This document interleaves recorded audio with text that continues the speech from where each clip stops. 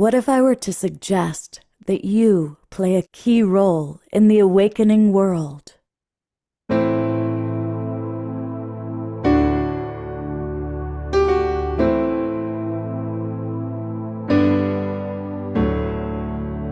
that you are watching this because you have heard the call.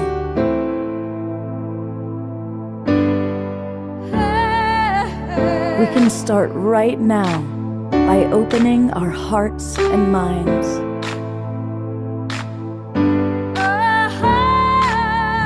Welcome to the awakening world.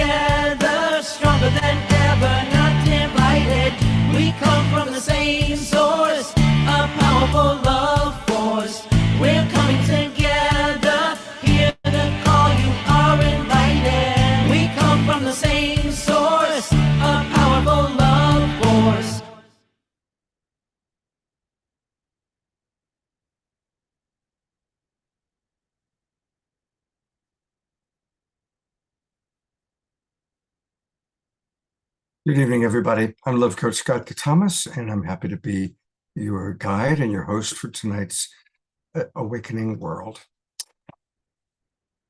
We had planned this show a while back, and just today, some of you may have seen this, some of you may not know, Dolores Huerta, who is one of the primary figures in the movement for farm workers' rights, after over 60 years of silence, today released the information that she had been sexually molested by Cesar Chavez and had 2 of his children out of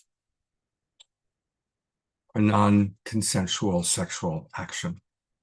Another hero, Cesar Chavez, and there were going to be all sorts of every annual Cesar Chavez celebrations were all being canceled.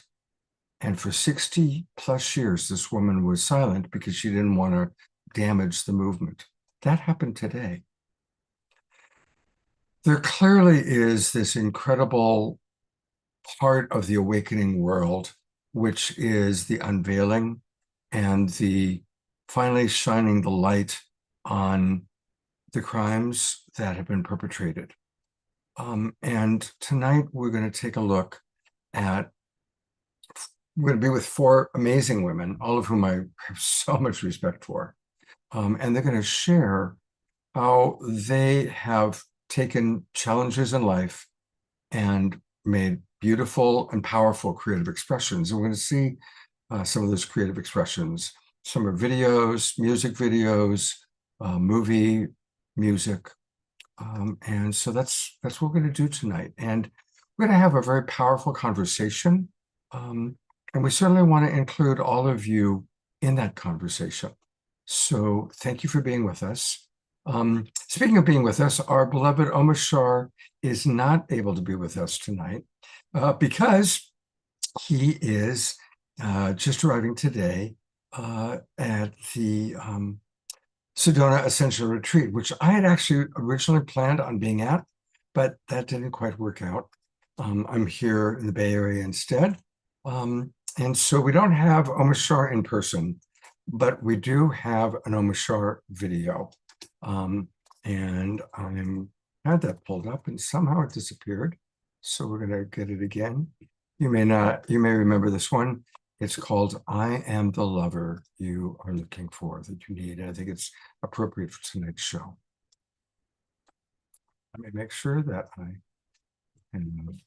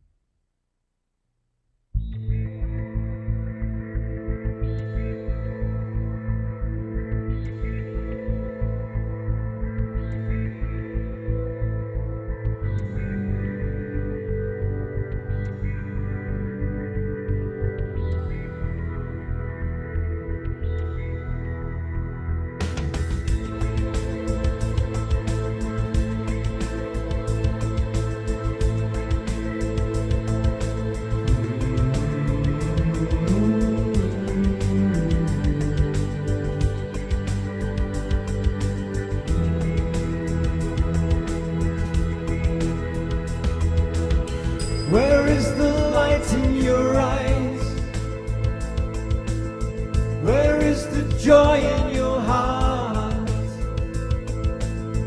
Why are you hiding from me? Staying locked in your doubts.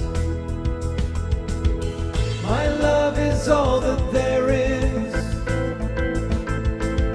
Your fear is hurting you so. I know it's all that you feel, and that it's hard to let go, let go, let go, go, go, go, go, go, go, go,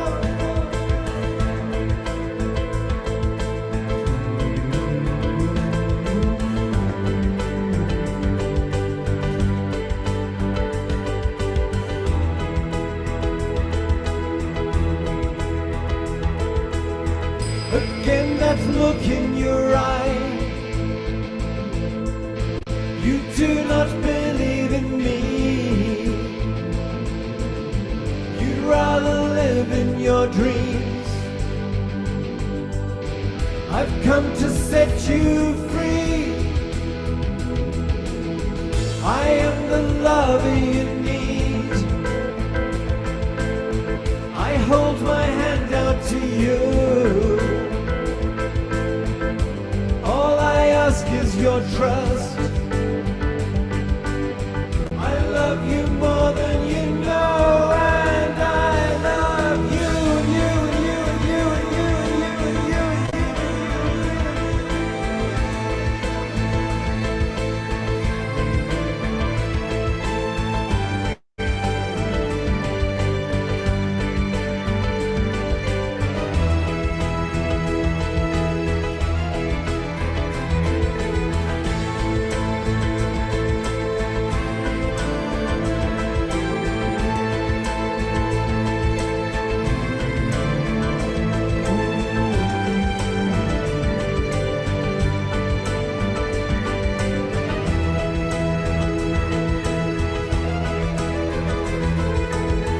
I see you longing for home. You need to feel you belong, and that there's purpose to life. Come back home.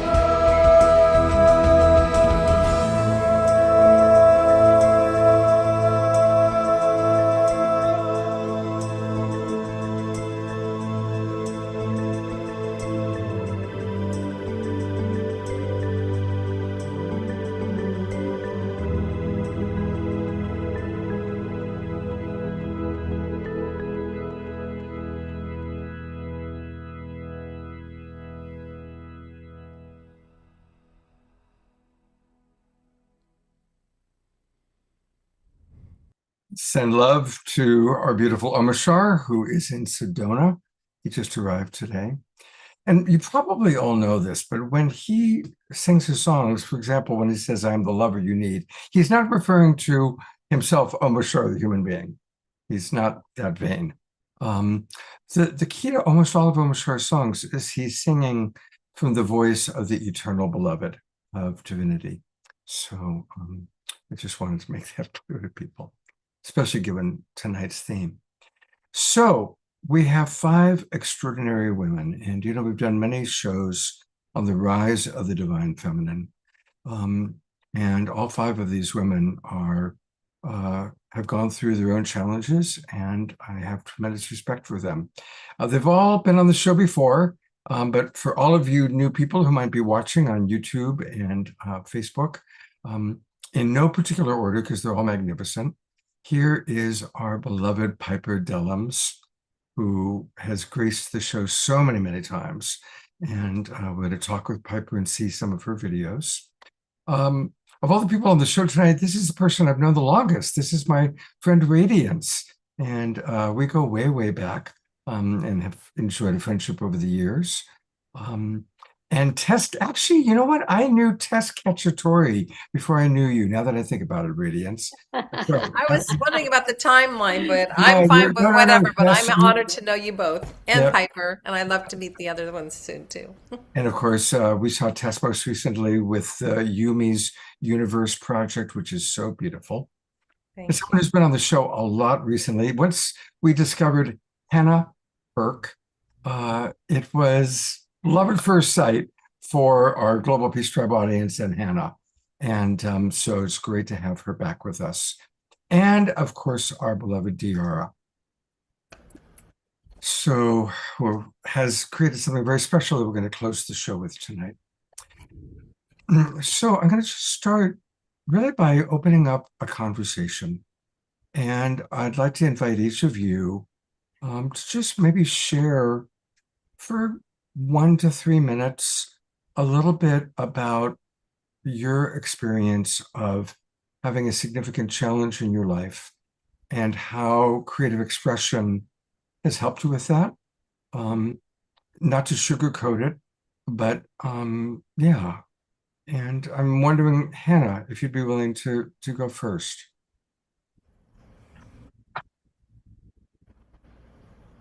Hi, thank you, Scott. I'm open to going first. I feel also if there's someone's heart who feels particularly like ready, I would love to invite that. I'm feeling, is there someone?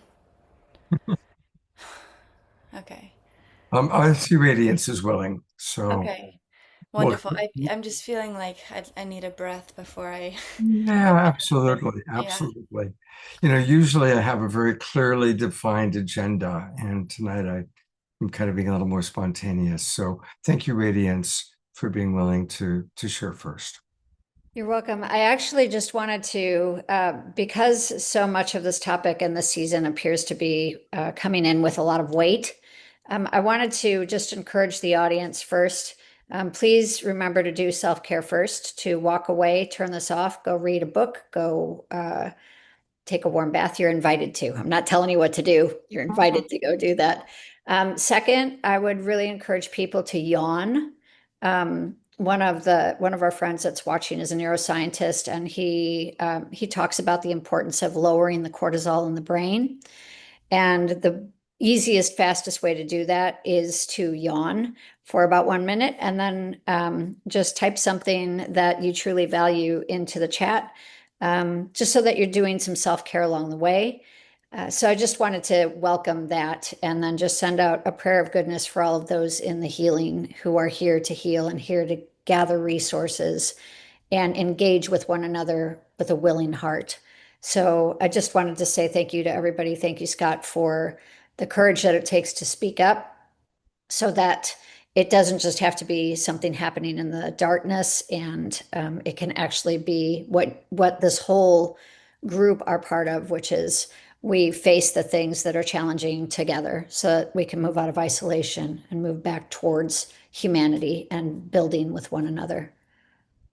Thank you, Radiance. Yeah. And while we have you, do you want to share a little bit about your inspiration for the film we're going to see? And I'd love to.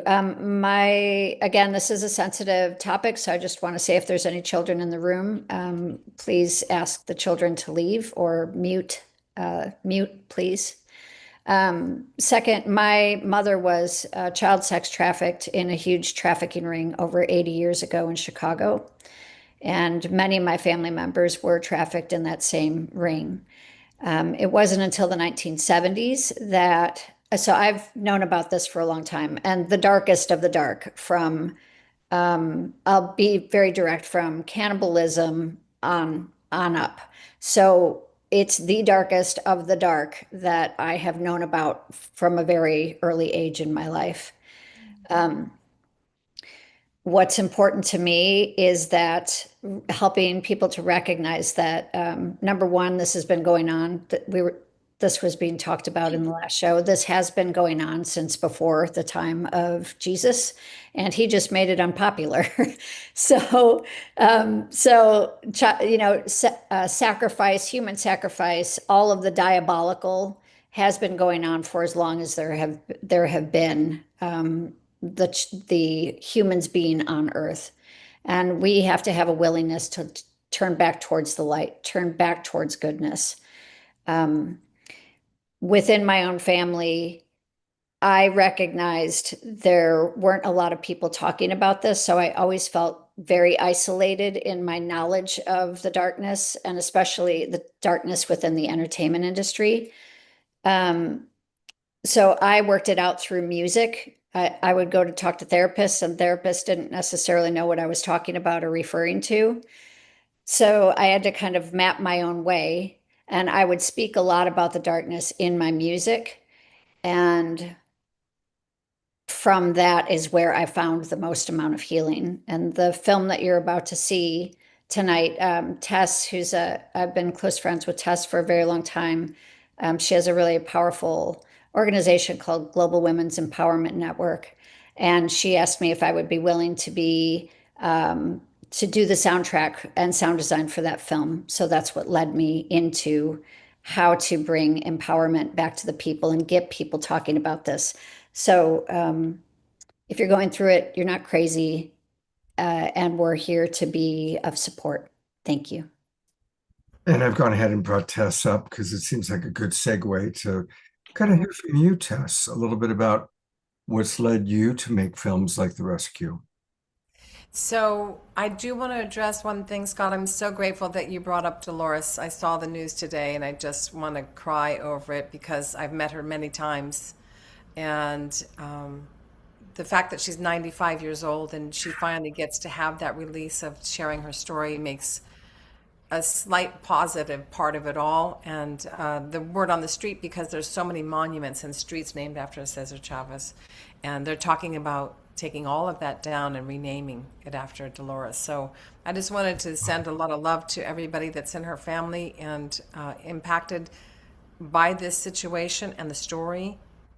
But most of all, to encourage and invite people to really share their stories. We have a program under Gwen that is about Reveal to Heal. And our neuroscientist friend, Mark Waldman, as Radiance mentioned, is on the watching here. And we're about ready to embark on a series of healing workshops and seminars. So I want to invite everybody to, keep in touch with us through Scott and other people. My own personal journey, I started talking about the trafficking issue about 20 years ago, and I was shocked at the statistics and surprised at the fact that these statistics had been out there for so long, but so many reporters and journalists that interviewed me were shocked at what was going on. It was almost like to me, the veil has been lifted, and now we get to heal from it. We get to come together in community and to be able to continue to reveal and to heal, because I believe that everyone has a story to share. And I've had my own personal domestic violence and relationships. And another story that I haven't really talked about much, but I'm getting ready to, is that I was actually human trafficked. There's a difference between human trafficking and sex trafficking.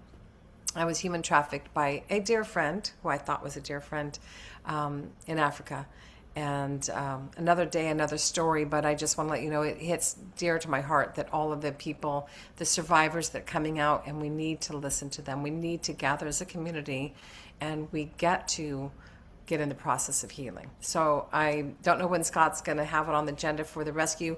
It's a very important movie to me. I slid it into a production of a TV show that I was working on during COVID, and I was at the Marriott Hotel, and they had a sign in the lobby that said that they give education to their global employees about how to watch for trafficking in the hotel industry, how to watch for people with suspicious behavior that's really marked and identified into behavioral signs that we can all be witness to and all be aware of. So I immediately shifted in my production of the TV show and slid into writing the script and shooting it within 2 days. And it was a magical moment, and all the actors on my TV show switched gears and became the characters in the movie. So I knew it was divinely guided to have that story be told. And this was in 2023. We won over 20 awards in the film festivals, including the Whistleblower Film Festival, which I'm really excited about. That, you know, part of that whistleblowing thing. When I say excited, it's not like, you know, there's weight in words, but I am proud of the fact of the whistleblower. I also was with Piper on the Illuminate Film Festival. I'm really honored to have that award as well. The whistleblower to me is about standing up and have our voices be heard. And when I was able to come back to Radiance, as she mentioned, we go way back, and to have her put that beautiful soundtrack with her daughter being one of the voices, Radiance being one of the voices, and my dear friends that are part of the Radiance music world in Indiana was able to put this beautiful score to piece, because there's not a lot of dialogue. I wanted the emotion to come through the visuals and the light that came through the hotel room, which that was divinely, like the light coming in right now. It was God's light that came in on that. You'll see in the film that was totally gifted by the universe. And I'm really honored to be here. And thank you again, Scott. And I'm not sure when you're going to watch the film. Well, I think let's show it now. You know, Okay. Yeah. Such a build up. Radiance, is there anything you want to add before I show it about the film? Is there anything you want to say before people watch it? You can find it on YouTube. If you need more resources, we have resources between Tessa and I, and I'm certain Scott has more resources. Thank you so much for your willingness to heal out there, and you're not alone. So, and again, just trigger warning for people that are sensitive to this. Please turn it off if it's too much, and then come back for the conversation. Thank you. Okay. All right, here we go. The film it's not long. It's 6 minutes, and it's beautifully done. I've seen it a few times, and here we go. It's called The Rescue.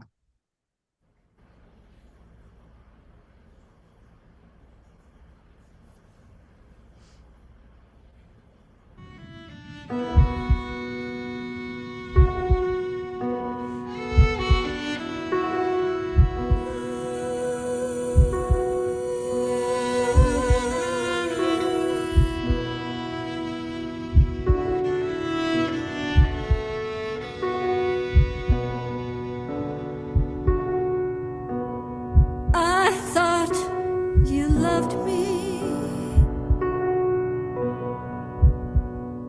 I thought you knew. I thought you cared for me. Distorted view. You said you'd need me. Your deception was cruel. You can't even see me from your distorted view. Romeo, Romeo. Stay here. Get on the bed. Behave. Stay here. Don't answer the door to no one. I'm bringing back all the candy you need. You hear me? Listen. I'll be good, baby. You'll be good? Yeah. You're always good. I am. Come here. I love you. What? What'd you say? I love you. Come here. What'd you say? I love you, baby.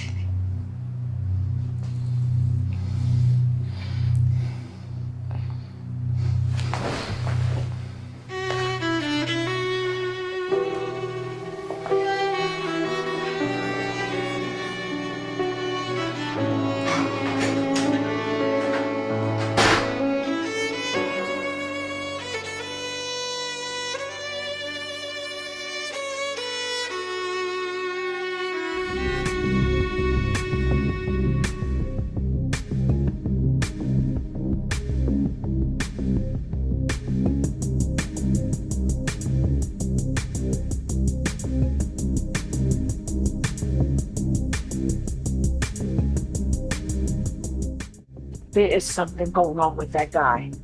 I noticed that too. What room is he in? Let me check. Room 805.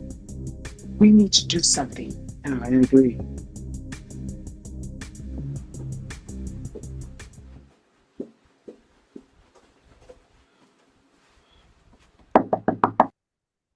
Hello? Is that you, baby? Hello, is anyone in there? Are you in there?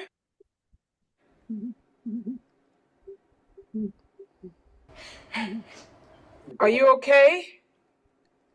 Roswell was the home of the 509 bomb group. This was the only atomic bomb.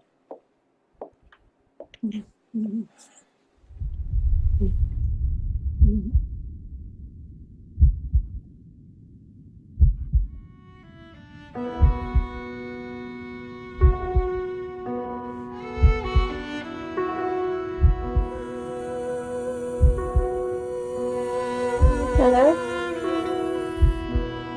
Are you okay? No. Do you need me to call authorities? Yeah. Okay, you stay right in the room. Okay, lock the door.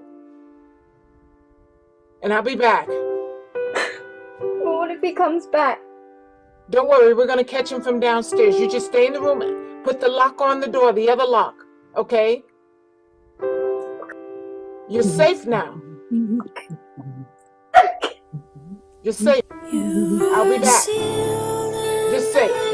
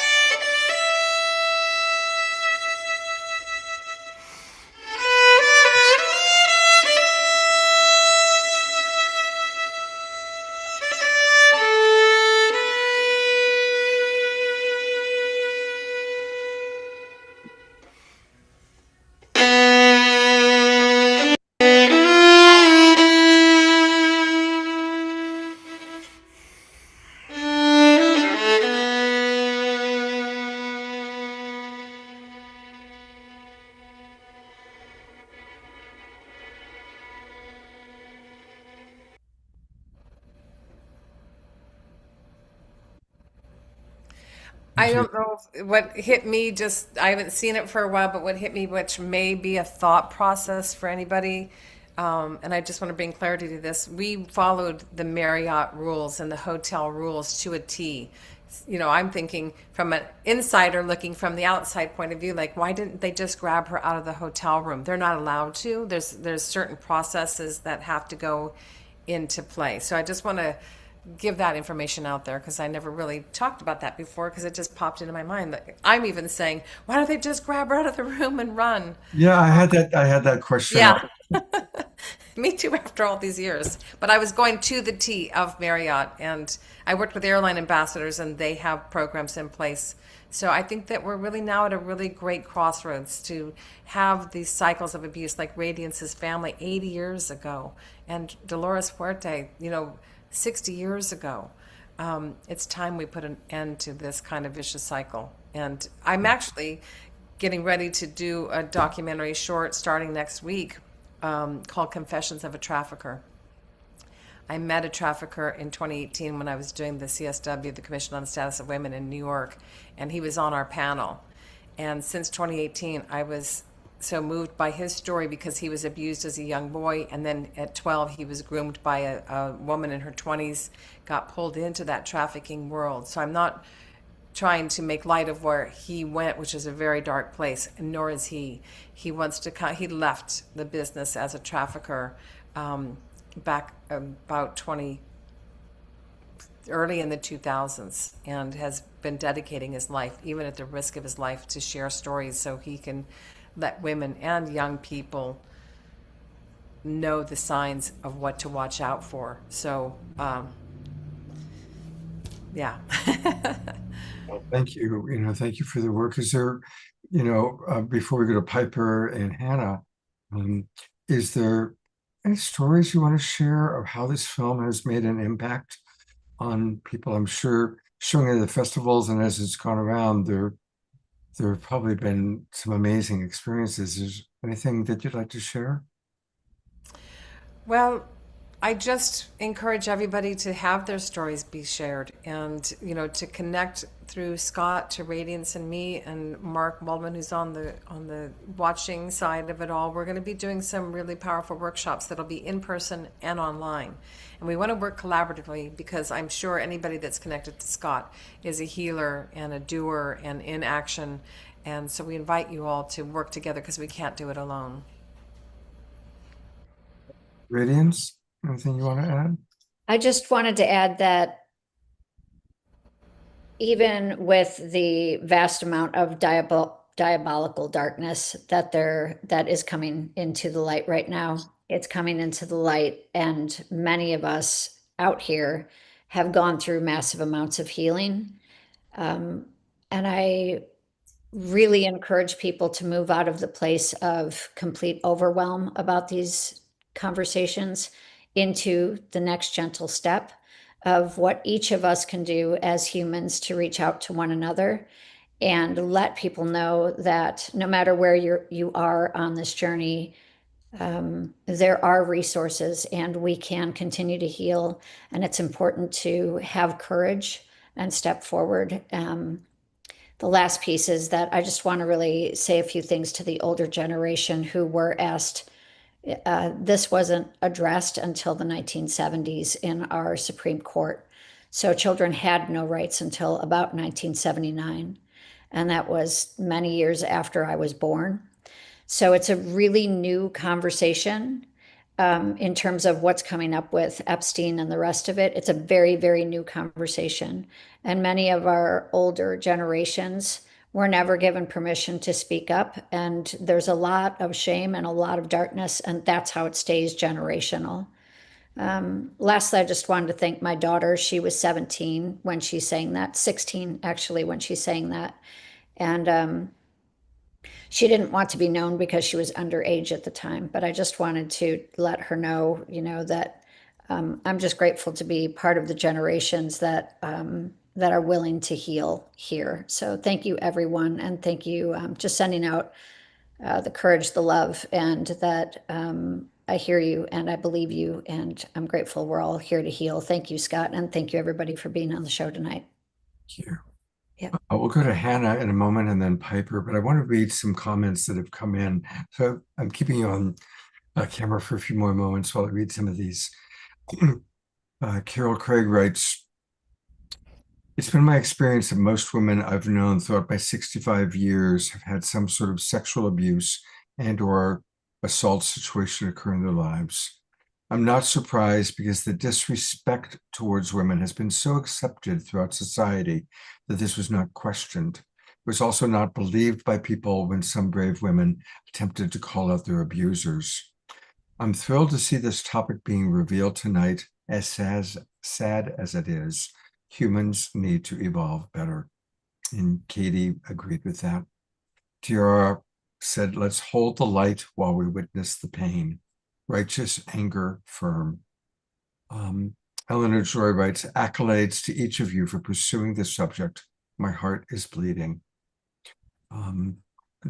Therese commenting on Diara's line about holding the light and witnessing the pain. And yes, we must do that. Trina Joy, coming all the way from Ecuador, writes, "Thank you all for sharing so vulnerably and courageously." And she wants to know a little bit more about the feature film, Oh Romeo, and the coming documentary, and how we can support you. So I'm going to read one more comment, and then I would love to hear from both of you about answering Dorina Joy's questions. Finally, Susan Blomquist writes, your words, Radiance, will attract others because of the authentic desire for your healing and others' healing.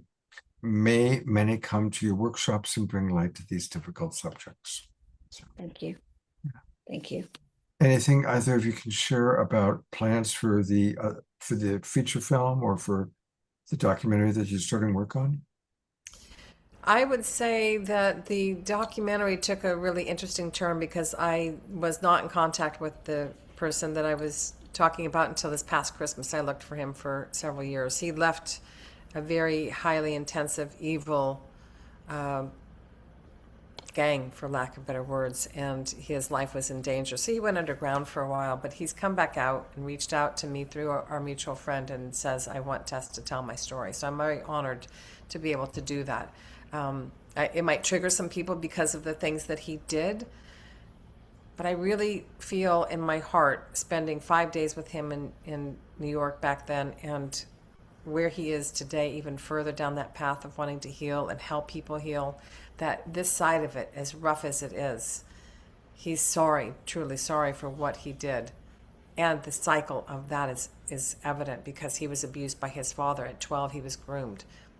So there's so many interesting things to reveal. And if there's anything that anyone wants to do, I invite you, and Radiance invites you to join us somehow, be part of our workshops. And of course, we always would love any kind of assistance in the filmmaking process as well.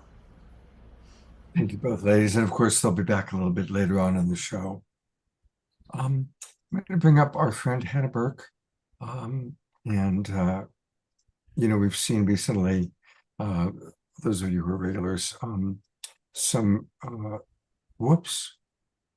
You know what? I think I just accidentally put her in the waiting room. Piper, I'm going to go to you while I fix that. So Piper. Absolutely. First, I really wanted to thank you, Tess and Radiance, for the work that you're doing and the beautiful film. It brought up a lot for me as well. It brought up for me not just the reality that there has been, generational sexual trauma from grandmother to mother to my daughters to myself.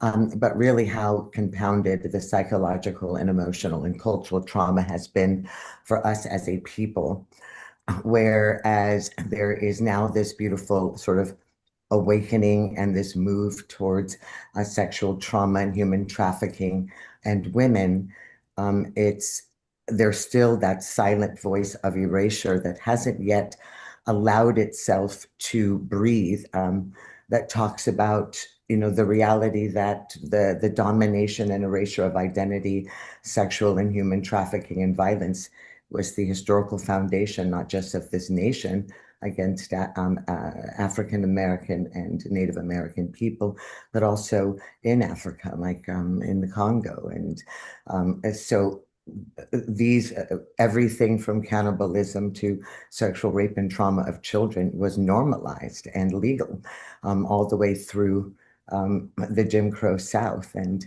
even silently today, even our privatized prisons are human trafficking. So I'm affected in a very compounded way when I watch these things. I don't simply identify them to gender or what's behind, sadly, behind the sepulcher of a hotel room, but that this has been a seated voice within every aspect of cultural and generational voice that I have ever known. So through that, I believe that the choices that we're all making in whichever ways we step into the unveiling of this fact is that we are realizing that survival is never automatic. It will never be automatic. It will always be this conscious and repeated choice and decision. And that we have to live through the darkest pain, whether it's silenced or voiced or unknown, whether we wear it as a cloak on our skin or, in the silence of the depth of our tears after midnight. but that we as humanity have been trafficking, abusing, um, uh, tearing apart the souls and bodies and hope and identity of one another from the beginning.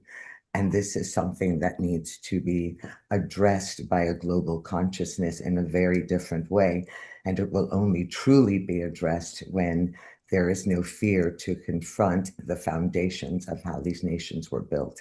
And we're not yet there. But I, as well, I was also a United Nations delegate, CSW Tess in New York. And that sent me to many places around the globe. But one very significant place was Belarus. And this, of course, was after, you know, the unveiling of my own childhood sexual trauma at the hands of a babysitter, my daughters, all of the silence that we hold that push us into compassion. But I went to Belarus to help uncover the homosexual pedophilia of 10,000 orphan boys over the course of 40 years. And 80% of those who were obviously killed and never made their way to vocalize their trauma. And even if a few of them had in that part of the world, they were killed very quickly thereafter, whether it was called suicide or a house fire or thrown out of windows. But one of the things that I recognized in the trauma of the human condition, no matter where it is in the world, is this disregard for human life. And they were finding boxes and bags of bones of children ages 2 to 6 that were being boys 2 to 6 that were being, you know, raped and tortured and killed. And we're finding this now also in infant pornography and infant snuff film. So this is a really large conversation and a really large dark evil. And perhaps, you know, hopefully, perhaps we can shift some of this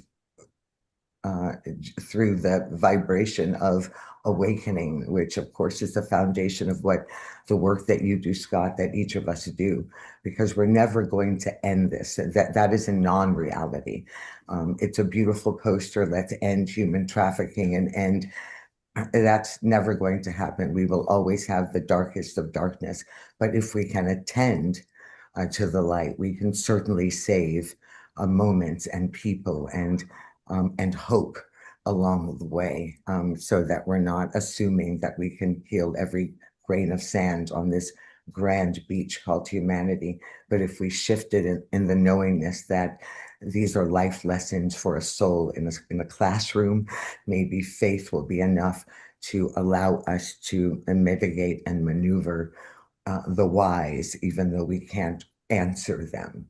You know, we can say, perhaps this is a soul lesson that we can ascend beyond when we translate out of this human experience. That's sort of my hope. But, you know, God bless everyone on this call who has experienced or borne witness, and that's all of us, whether it's a loved one or a neighbor or just having a compassionate heart. We have all experienced the darkness and degradation of the trauma of sexual, human, psychological, and physical violence. And so here we are.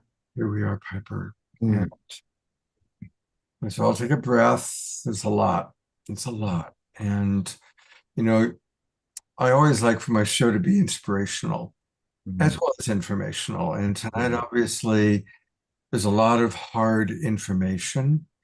And I so respect that you, all of you, have used your brilliant creativity. So we're going to show 3 of Piper's short videos. And the first one is called Spirit of the Rain. Tell us anything you want us to know before I play this first video, Piper. It's been a while, but Spirit of the Rain I did with the music is, of course, our brilliant brother, Gary Malkin. I don't know if the music and the sound is correlated properly yet, but this is a reminder to all of us who have walked through the storms of life, what it feels like to resurrect or to address the depth of the storms. It's really a somewhat of a poetic soliloquy, you know, to my higher being after confronting a lot of the traumas, which of course, you know, confront after something additionally is added to your experience that allows your grief to break open with more honesty and less fear. And that, of course, was the death of my father. It was something that allowed me to grieve to a point where I could go back and identify, you know, some of the other traumas that I had buried. Because it was, you know, my hero had died, and then I thought, gosh, I don't have him there anymore to lay this on. So now it's between God and self. And the spirit of the rain, I recall, is the voice that came through that metaphor of rain and tear and release and purification. Well, thank you. And so we're going to take a look at this film. It's actually a little bit, it's not one of her shorter ones. I'm seeing now that it's 11 minutes. Oh, but we can stop it anywhere you'd like. Well, okay. Well, here we go. Spirit of the Rain by our beautiful, brilliant Piper.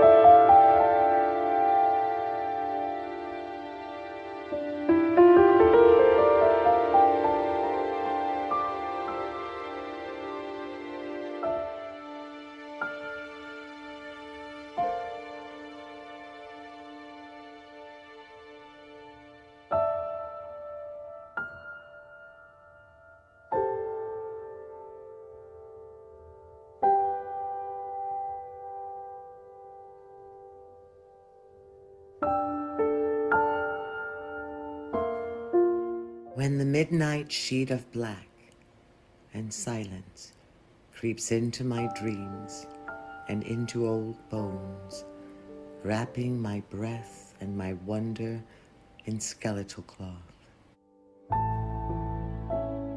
When the promises of dawn are stolen by lies, and the heavy shadows of yesterday's dusk.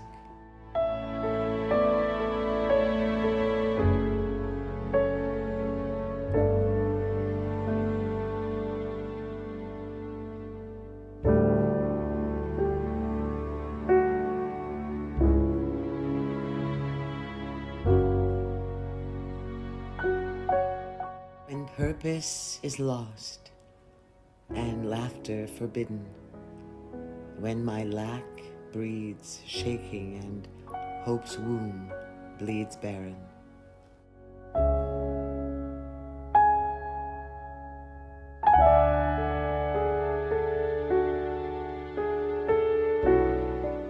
When I give up on self, on tomorrow, on life, I am awakened by your love. I am illuminated by your love.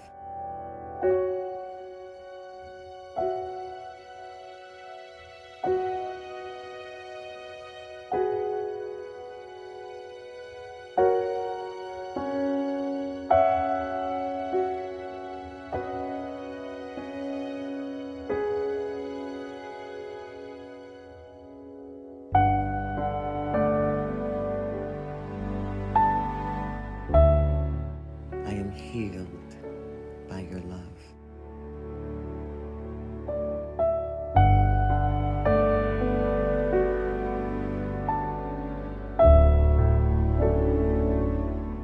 I am perfect and strong and able because you love me.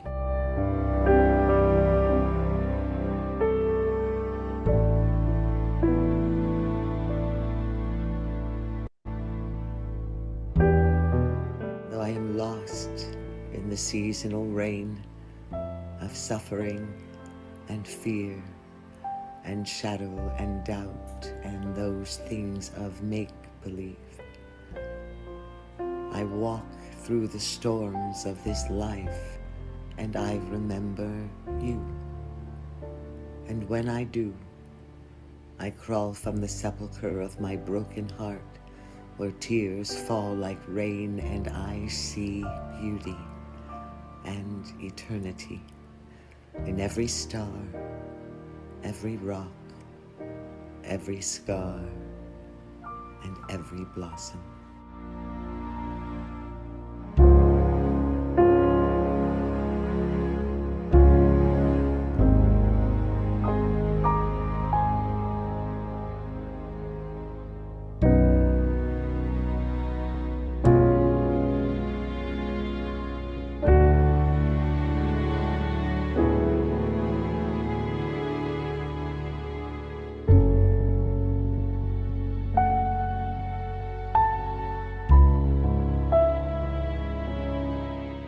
Those beautiful things, they speak your name.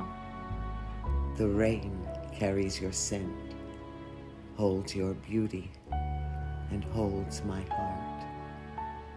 Life is full after the rain, for it brings the promise of new life, and cleanliness, and hope.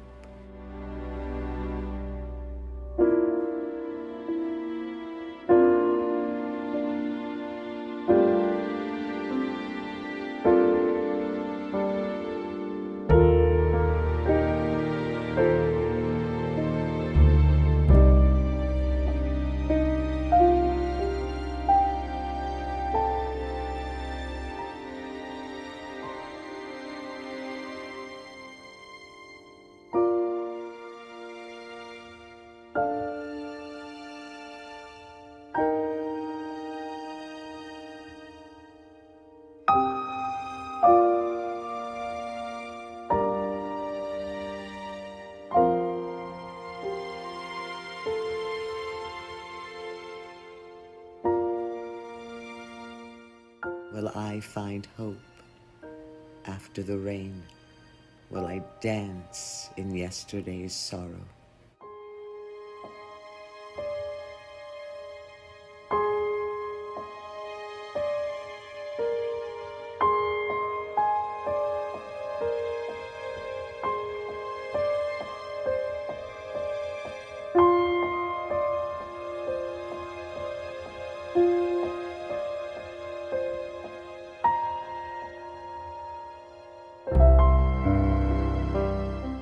Every morning, because you are in the world, I overflow, because you are in and with me. I open my hands and laughter pours out. I open my eyes and I see God. You, God, I see you in my own reflection.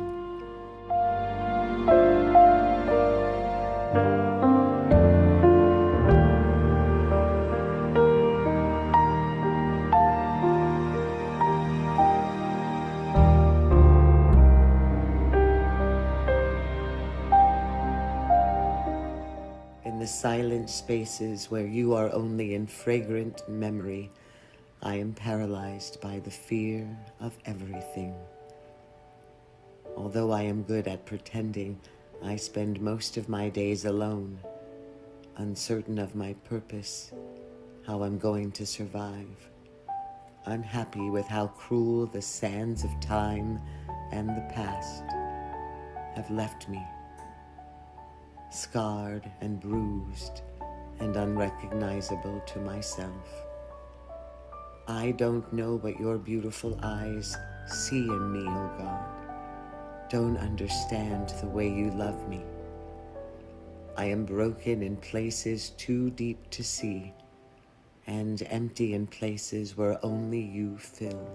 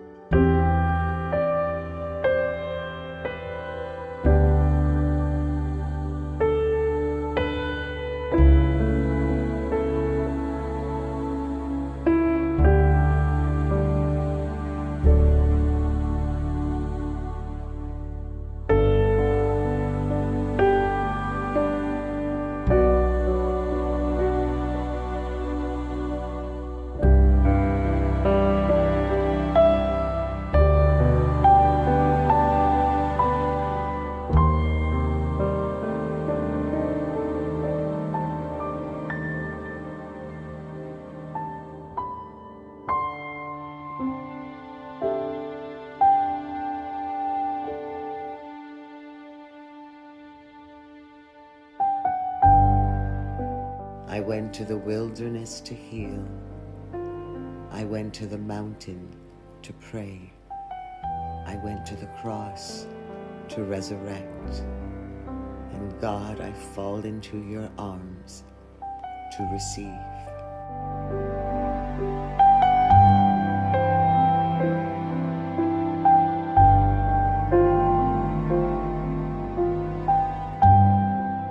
My beautiful God, my hope, my Savior, my peace, my stillness, my silence, you make me feel so beautiful. And yet I see in my reflection, deeply in the rain, not how ugly I truly am, not how wilted or battered or deeply and woefully tired. I see you. I see beauty, and I again can pray and dream and believe and breathe.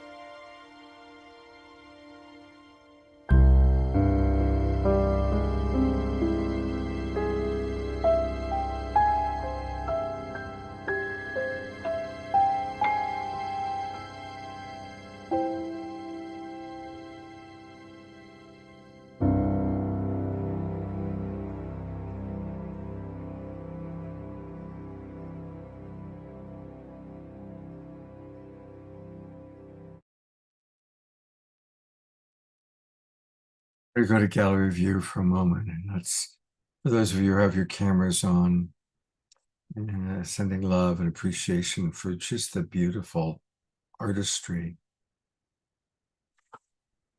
And what always amazes me, Piper, is the juxtaposition of how much pain of the world you're aware of and how beautiful your videos are. There's this incredible juxtaposition between that. Those two elements. I think maybe that is because our survival, Scott, is a form of resistance, isn't it? So I don't think that we would be doing the work that we're doing if out of the same view from whatever gate, our heart gate or our eye gate or our mouth gate, that we weren't seeing as much beauty in the world as we were seeing its shadow. And I think we're always reminded that shadows appear larger than they are. And once we get beyond the shadow and into the intimate details of our everyday experience, and that we survived, there is no other way to see the world but in beauty. It's just a redefined beauty, isn't it? It comes with all of the shattering. It's like the shards of glass that make up the mosaic, and the mosaic is so beautiful, but it's made of broken glass. And like I used to always say with my dad, it's broken branches that make the perfect nests. So although they're removed from the tree that is rooted in the life, those broken branches still hold us and sustain us. And so thus they're beautiful. I'm going to read some of the comments that have come in, and then we're going to go to Hannah, and we'll see more of your videos in a little bit. But Damien and Christine are together. They wrote, "Absolutely stunning, Piper. Thank you." Radiant says, "Amen." Ayada writes, "Our survival is a form of resistance." Yes. Lorna Sass also wrote the same thing. They were both very touched by that. Sage writes, how courageous in the darkness and simultaneous and awesome light. Radiance writes, brave and courageous. Amen. Beauty, full beauty from the ashes. Bonnie, our beloved Bonnie Russell, writes, magnificent. Lorna writes, the healing power of beauty, sound, and creativity. Our wild monk at the Mystic Monastery, Jerry Anderson, writes, dearest Piper, this is profound beyond words. Eleanor Joy writes, as usual, Piper, this is brilliant, very sensitive, deep and rich, so much gratitude. DR pointing out Gary's piano notes are so healing, tender hearts and strong resolve. Anasuya, hallelujah, is in the audience, your soul sister. And she writes, Piper, you are an exquisite proof of successful resistance. Your art is sublime. Tess pointed out, I love the broken branches which make the perfect nest. Beatrice writes, I felt each poignant note of Gary's accompaniment to Piper's sensitive words. Thank you, my beloved sister. And we'll be back with you in a little bit. All right. Well, originally I thought she was going to go first. Hannah, I think now you've had a little bit of time. It all kind of flowed beautifully. And this is, of course, our beloved Hannah Burke. And we're going to see a fair amount of Hannah's creativity tonight. But Hannah, I'd love to just open it up to whatever you'd like to share with the audience before we show the video, the short video of Humble the Jungle. Thanks, Scott. Hello, everyone. Really good to be with you all. I appreciate having that moment to just breathe and take it in. I could feel my body brace with the vulnerability. And I was so grateful to Radiance for coming in and really giving that just grounding preparation for people of what we were going to receive tonight. And the film she and Tess made really moved me. I was in tears.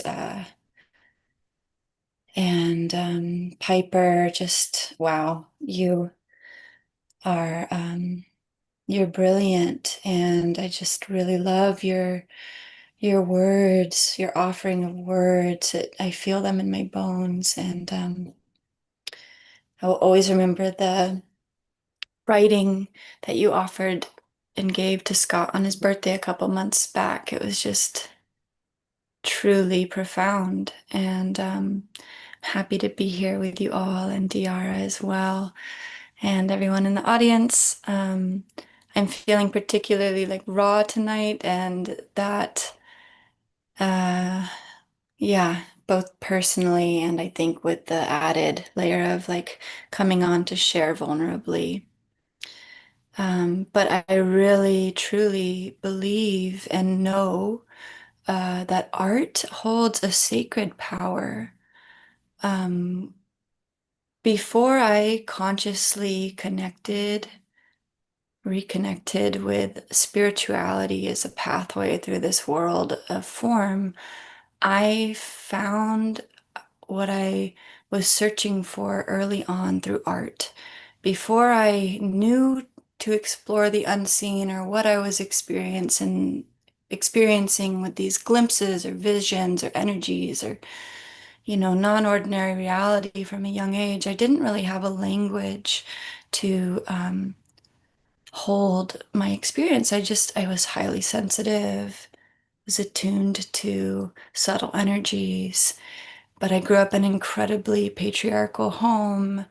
There wasn't a lot of room for the level of sensitivity that I had. And I, starting around the age of 11, I really shut down due to some direct experiences, and all the belief systems that got encoded into my being were just distorted. And I became very disconnected from my true nature, and I got plunged into the darkness from a young age. And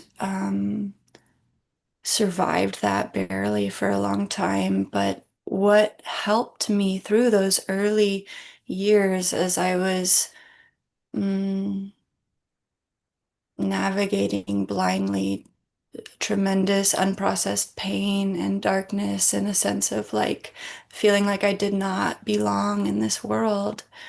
I found art and I started just drawing all sorts of unusual things.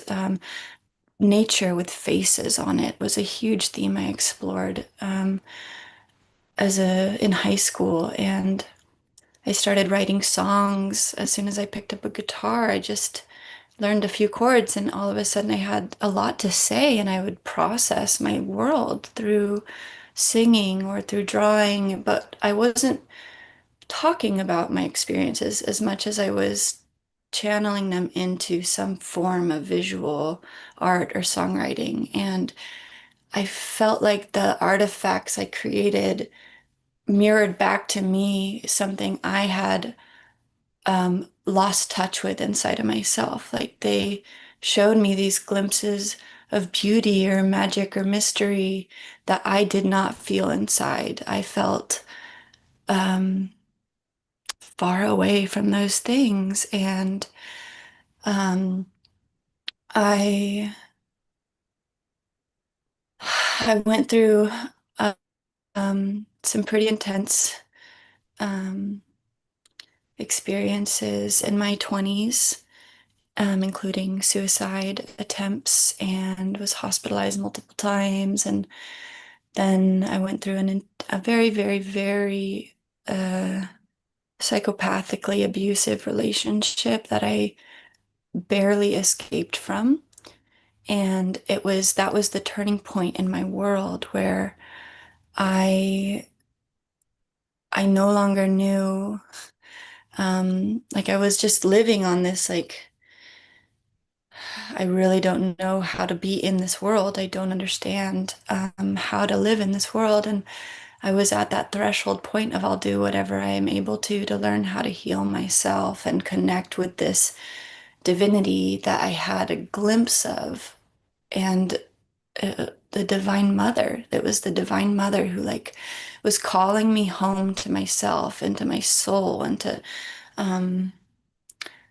learn how to move energy and heal and work through the shame I felt through being vulnerable, through finding spaces where I could safely open up and process and begin to connect to my body somatically. And ultimately, I went through psychic development training, and that really helped me understand the nature of reality is like vibrational and frequency, and how to release those foreign imprints of just stuck trauma and abuse and programming and conditioning and mother father's energy and lineage stuff, and release what was not my true essence and begin to call back my pure spiritual energy, my soul essence, and my spiritual nature, and encode that back fully, and begin to move through the world, understanding what I had not learned growing up was that there is this pathway of divine feminine knowledge that,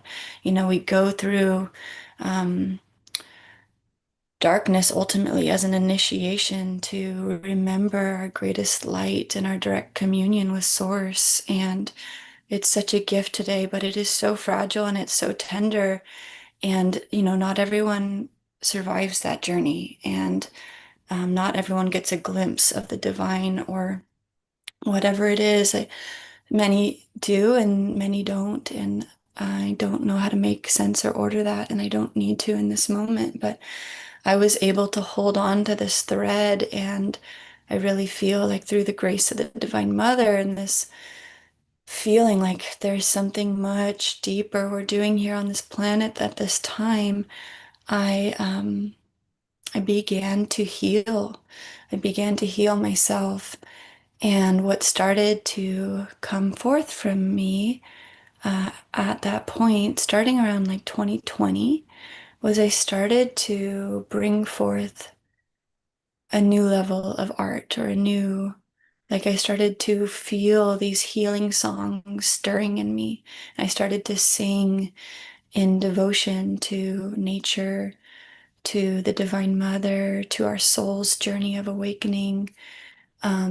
And I had lost my voice for a long time after the abuse. I was physically unable to sing for 2 years after I escaped because the trauma and the physical constriction in my throat. And I really believe in like the gentleness of opening back up. And I started to heal myself first and then step forward into sharing my songs in community spaces. And one of the songs that came through me during this time in 2020 was Humble Like the Jungle. And I'm really honoring the darkness on some level. I'm calling for awareness for it in the song while also acknowledging like what was forgotten. I sing to the Holy Ghost, who I know as Sophia. I call her the Divine Mother Sophia. I'm singing to her, for her, as her, through her, like this process of alchemical remembrance, and also reaching into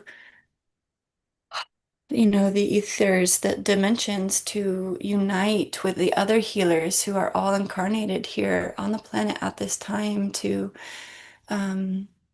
anchor sovereignty, divinity, harmonious existence with the elements of nature, with how we can live with each other in a more honoring way, how we can be in greater communion with our own inner wisdom, and how we can remember our direct communion, each and every one of us, with Source, with the God Source. And so Humble Like the Jungle is this song to support remembrance, remembering, we are born into this world where most of us go through a pretty intense amnesia process of forgetting who we really are, where we come from. And like your opening song, Scott, like we come from the same source, a powerful love force. Like our souls are fractals of God's light. They are, we're bite-sized pieces of God. Our soul is the light of God in human form. And we come into this world, most of us forget who we are, and we're navigating, remembering and creating ourselves and moving through an incredibly dense, in many ways highly dysfunctional world where it is difficult to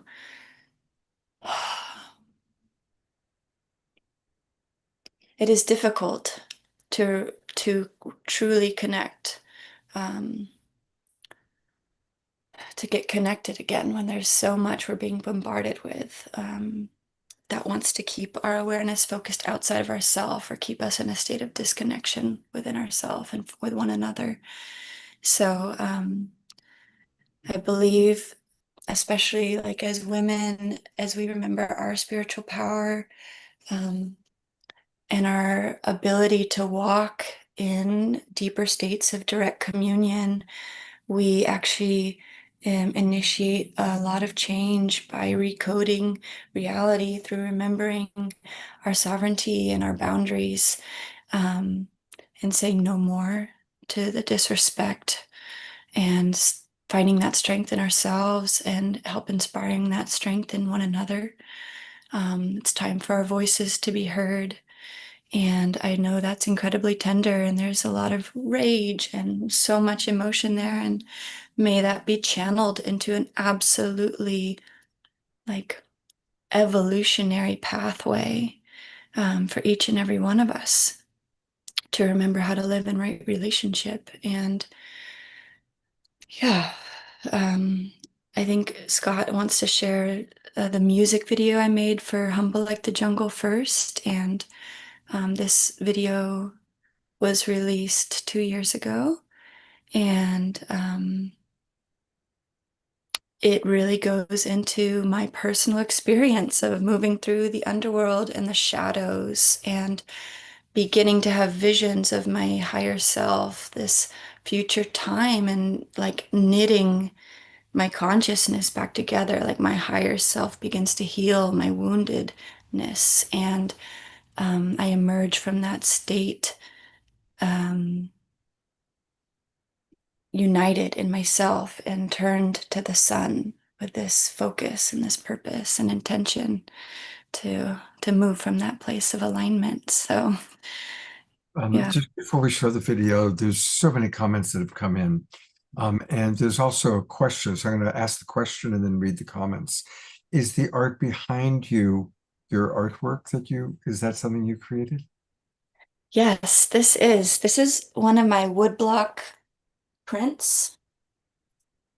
So I hand carved this on a block of wood, and I call it Sun Worship. I made this around I think 2019, 2020 as well. And it's like receiving the light of the sun. It's the feminine drinking in that solar principle, those codes of the intelligence encoded into light that is able to activate our DNA. It's able to evolve our awareness. It's just a beautiful moment of communion with that light. I'm trying to get out of the way. It's You sort of did. You did a good job. thanks. Uh, But yes, it is one of my original works. well, please take in some of these appreciations. Radiance writes, what a gorgeous testimony. Soul grateful you chose to live. Mm. DR writes, I was just thinking how soothing your voice is, Hannah. Kathy writes, I'm still trying to find my voice and self to heal. So thank you, Kathy, for that vulnerability. Carol writes, I love the profound depth you were able to share about your journey, Hannah. Also, you have such an old soul energy to you. It's very calming and peaceful to me. Mm. And DR writes, no more healers on the run, Hannah Burke. Tess writes, I'm so happy that you found your voice. Ayada writes, as I'm listening to Hannah and feeling so moved, I so relate. I'm also getting a visceral sense of how all the environmental damage we are seeing is actually an expression of the unaddressed violence in human civilization. Susan Blomquist writes, "Aho, these are wise words from Hannah." Carol acknowledging the connection with all of us here in Global Peace Tribe, this safe space that we have, and she's grateful for the refuge. And thank you for putting this thought into words, Hannah. Mm. Tia Therese writes, each sentence is quotable, but to choose one, it would be anchoring our sovereignty together. Thank you, Hannah. Susan writes, the way you have expressed your healing journey gives a pathway to others. Christy writes, love your wisdom and integration. Dia writes, I was immediately immersed in your background creation. There is so much in it. And finally, Bonnie Russell writes, I relate to your creative outlets to heal your pain. I love your block print behind you. So you've touched many hearts. Thank you. I'm touched. Thank you so much, everyone. And here is the video she created of Humble Like the Jungle.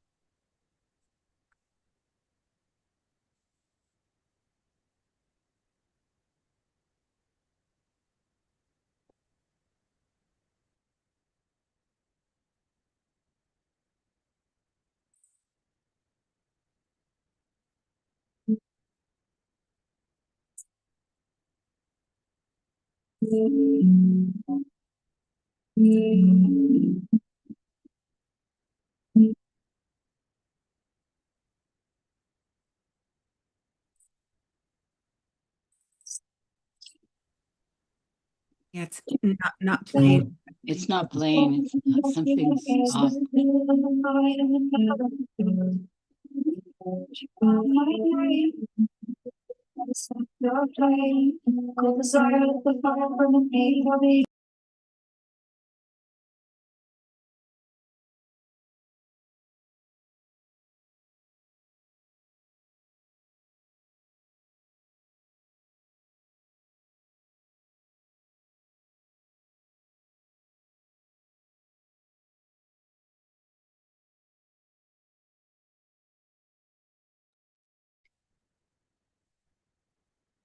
Yeah, it's still not playing correctly.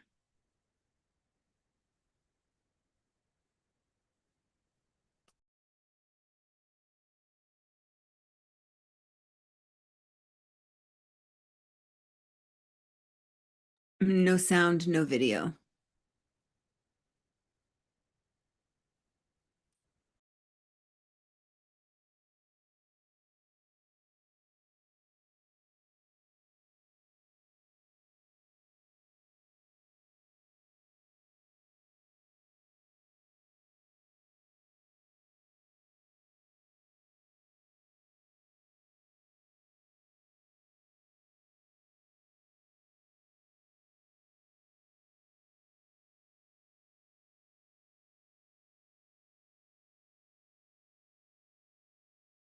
Yeah, still no sound, no video, Scott.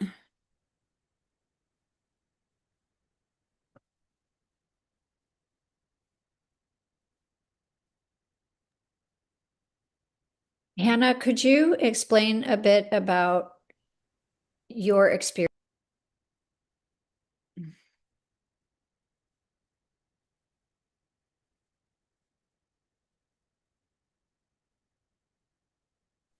Radiance, I think you were beginning to ask a question. If you wouldn't mind putting it in the chat, I'd be happy to speak to it.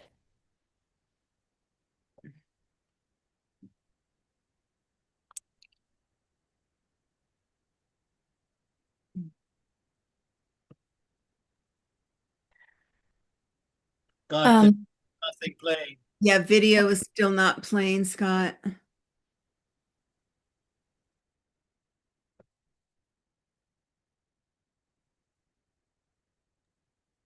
The video is not playing? No, it's not playing.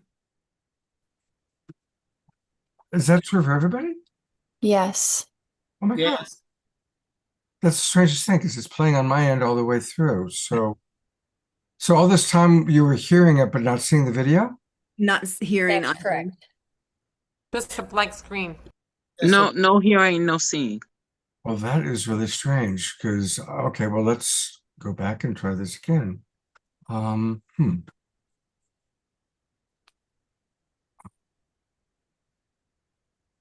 So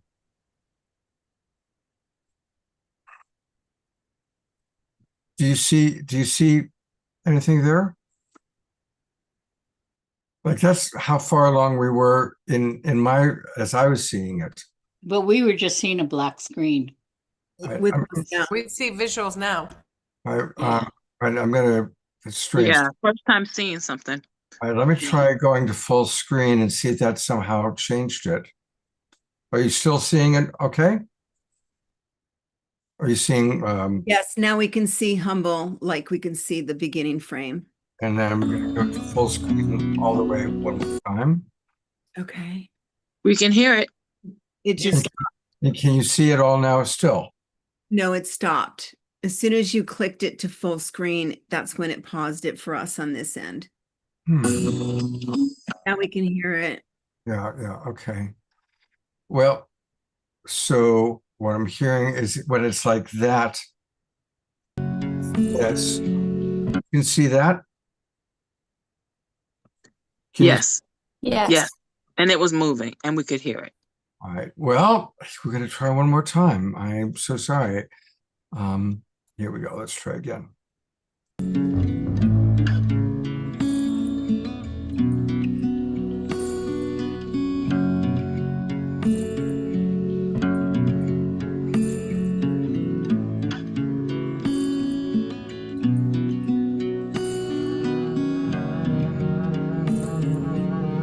Holy Ghost, I'll make you proud. Yeah, you know I heard you crying out loud. I was born in the belly of the beast in the middle of the night in the temple of defeat.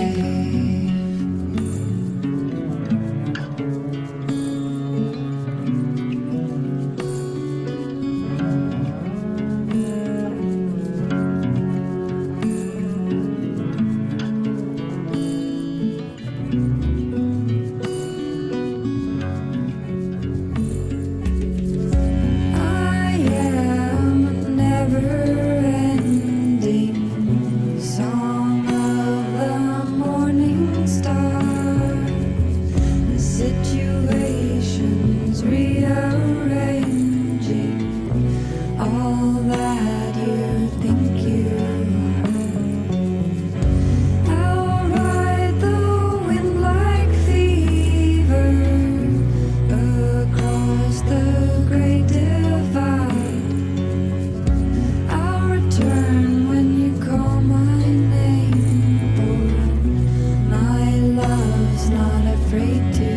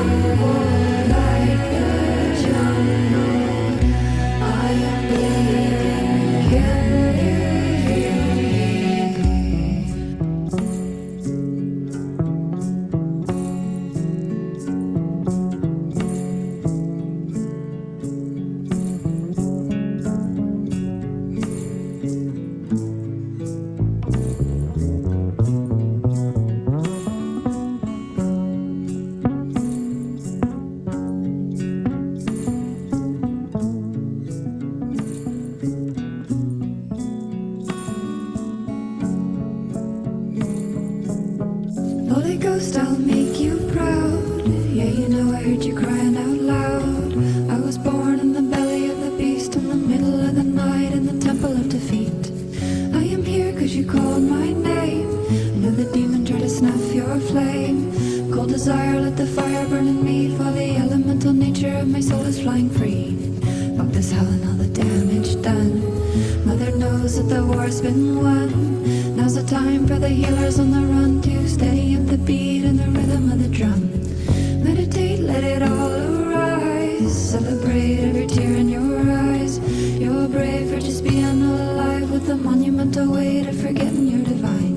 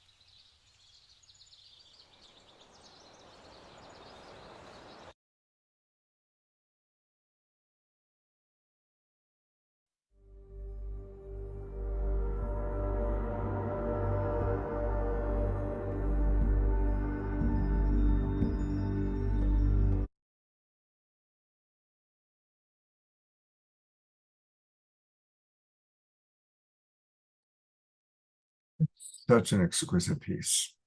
So beautiful. Sorry about the technical snafu. I still don't know what happened. No worries. Yeah, it was a funny minute or two, but thanks everyone for staying with it. Yeah, I know Radiance had asked during that period if I could speak, I think, more about the process of the Yeah. video.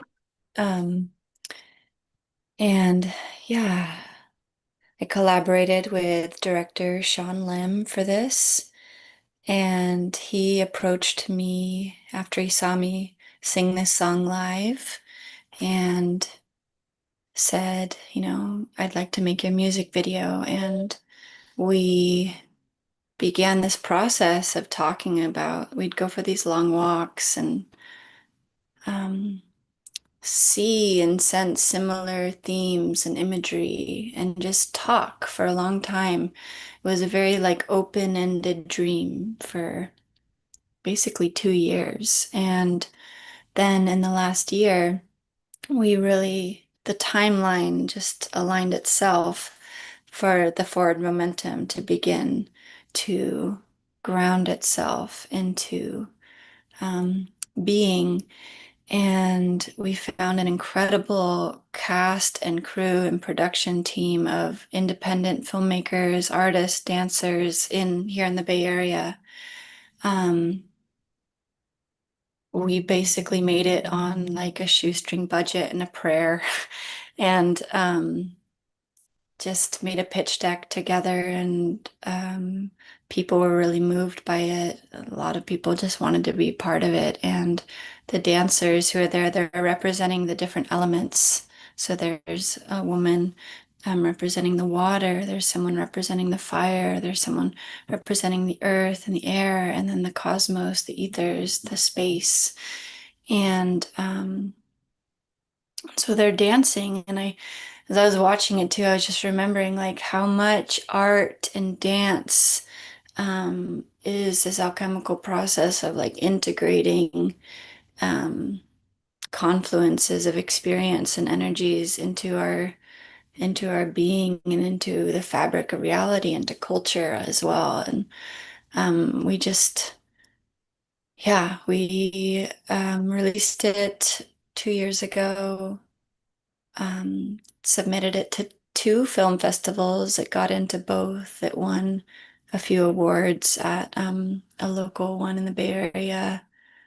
It won Best Performance and the Marquee Award at the Locals Only Independent Film Festival. It was officially selected into Berlin Commercial in Europe, and it was also included in another local filmmaker screening here. And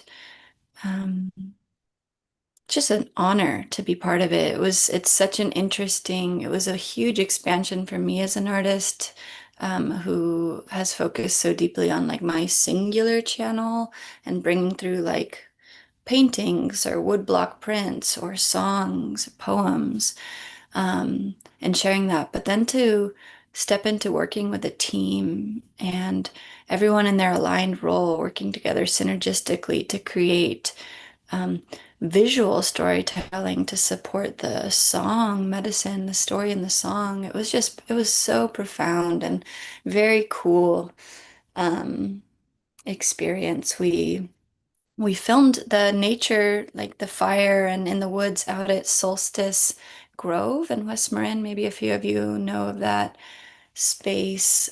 They have some cool events and parties there on the solstice each year. And then at a studio in Oakland for the Temple of Defeat, Belly of the Beast, dark shadow dancing scene. And yeah, we have an intention and a prayer to create another music video together, Sean Lim and I, for my song Earth's Daughter. And we actually want it to be a continuation of Humble Like the Jungle, from like, what can the wounded healer do? How does that manifest into the world once the healer is intact and in service? And we I've already started talking about what that will look like, and the vision for it is profound and very multidimensional, very nature healing, honoring the power of singing to purify, to cleanse, and through all dimensions of reality. And so we're gonna have a lot of fun with that. But again, these projects are unfolding on a higher timeline, and we hope to be underway with that in the next year. But they're massive efforts, and they're incredibly beautiful collaborations to be bringing into the world. Just yeah, it'll be a process, just as this one was. Thank you for sharing that. I'm going to bring up our other friends, our other presenters, and kind of just open this up into a little bit of a conversation. Radiance, what would you like to share? What do you feel inspired to share after seeing the beautiful work of Hannah and Piper? I just want to recognize how many generations are coming together and using the gift of storytelling and art to transform the diabolical and unimaginable back into God's purpose and light. And just really touches my heart to see, first of all, thank you again, Scott, for hosting this evening, but to recognize each one of us in, and I'm certain this is, well, I will speak for myself, for my own space, from my own, crying on the floor next to the toilet of nobody will ever understand. And wanting to end my own life and then to recognize like how many of us in this journey are. I know that I have prayed for people when I've been laying next to the toilet and thinking like anybody else that's here or going through this right now, I just want you to know that you're not alone. And that transforming those moments into the preciousness of the video that Piper was sharing and the song that Hannah is showing and the movies and the songs and the willingness, and that, the thing that changes us as humans is our willingness to lean away from the darkness, to recognize, yes, that's there. That was not created by humans.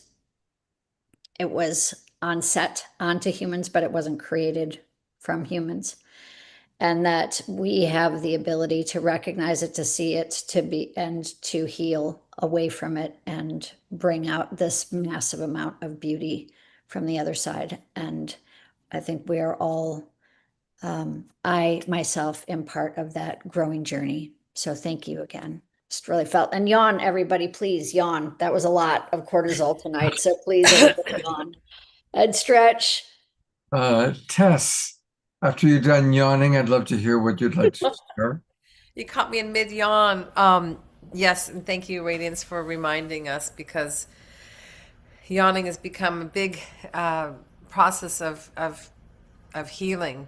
I work with this group of 25th graders that are working on the Yumi project with us, and just in being able, when going off the multi-generational healing and storytelling, it's really passionate to me. So I so honor Piper, your beautiful images, and Gary's playing, and then Hannah, the song was so beautiful. I had heard it actually somewhere before through another circle of circles just recently, as well as Scott sharing it the other day, and now seeing it again in your woodworking. And I'm just feel so blessed to be alive in these crossroads of where we are in humanity, and that we've all come together around the campfire of storytelling, and to be able to bring that healing together through art, through music, through spoken word, through architecture, through paintings. Anything that you all are doing creatively is just a really beautiful thing.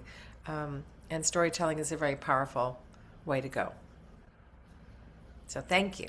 Oh, beautiful. Thank you, Tess. Thank you, Radiance.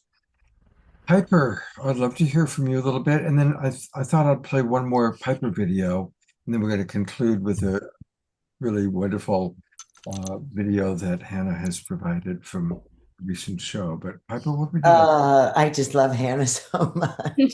I remember Hannah from your birthday and her presence. If you are able to feel the beauty and significance of this extraordinary angel on earth through this screen in person, it's like stepping into a divine light. She is so stunning. You are such a gift to the world. And I remember saying this to you, and I will offer it to you again. I'm so grateful to be able, as older women and men, to be able to pass the baton into the hands of a generation that is so awake and so connected and so healed and so humble and so incredibly beautiful that it gives this exhalation to the period at the end of the sentence of our incarnations to say, we're going to be all right in this earth if we're passing the baton to women like yourself, Hannah. You're just a pride. You make all of us very proud. You're stunning. And I love how you meshed together the Holy Spirit, the Christ consciousness, and the wounded into that oneness at the end to see her significant elevation. Oh, it was you. It was the story of you. And we're grateful to be able to have borne witness to it. Piper, I'm going to play your Courage to Hope Again video. Is there anything you want to say about that before I play it? Oh, I think maybe Pachamama instead. Okay. I think. And the reason is because Hannah had an awakening in 2020 where a song was written for you. I'm not a musician, but a song was written through me. In the middle of the night, also being rescued from domestic violence, and having newly been rescued and sent to a whole nother city that I'd never been in before, which is here. And I was awakened and I kept seeing all of the women of the world who call out to different entities that are all part of the consciousness of God in every language. And I thought, wow, what if every single prayer and every single way that we pray was called out to Pachamama at the same time for the healing of women? And I couldn't stop singing it, although it just sort of fell. And then I ended up, calling a couple of my friends and I said, I'm going to sing something really weird over the phone. And would you mind singing it with me and putting it together? So it was, and just in case you can't understand what is being said, it says, Pachamama, wash me clean, Unkamaki to the grandmothers, rescue me, Allah, Allah, Abba Father, Eloheinu, Yahweh, Abba Father, Yahweh. And it's calling out to Father, can you hear me? I'm pleading with my soul. Deep rivers of sorrow, we're losing all control. I'm a child, but you gave me away against my will. If I leave, will you leave me? Will my family love me still? And this was for the women that are caught in a lot of Middle Eastern and African culture, where honor killings and being separated from family is dishonorable despite their abuse. And it sort of went on in every language about domestic violence and so forth. And also the violence against the Great Mother, the Earth Mother, and how we recognize that if we rape the mother, then of course we'll rape the daughters and the women of the earth. And so I maybe think that this song may be the perfect way to piggyback off of Hannah's expression, if you think so, Scott. Yeah, I've got it queued up. So hopefully this time we won't have a problem.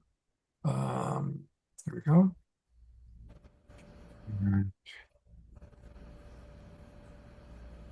There's no sound at the beginning of her dance, by the way. So don't don't be worried if there's no sound.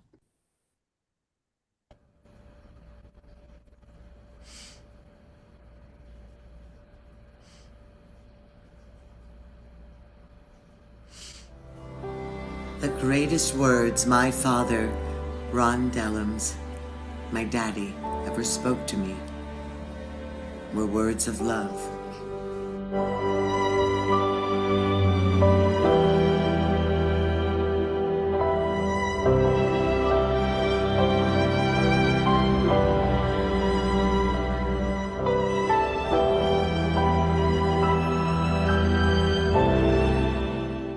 I woke up suddenly. My father was whispering to me from heaven, love anyway. The tears rose, but his words caught them before they fell. Love anyway. Aware of my very breath, the infinite everything of the God particle in and through it all, and beyond, and beyond, and beyond. And my father's presence. Love them anyway.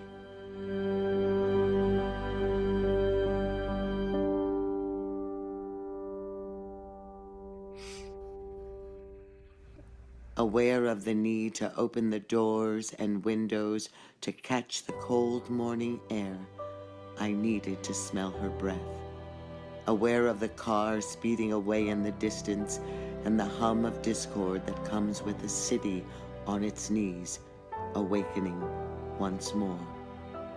Thank you, Daddy. I'm aware and awake, aware of the lie outside and next door and in my first thought. The lie of being separate and apart and lost and definable. The lie of the us and them, the lie of separation from God. Love anyway, because life only expands in collaborative harmony, in love, with love, as love.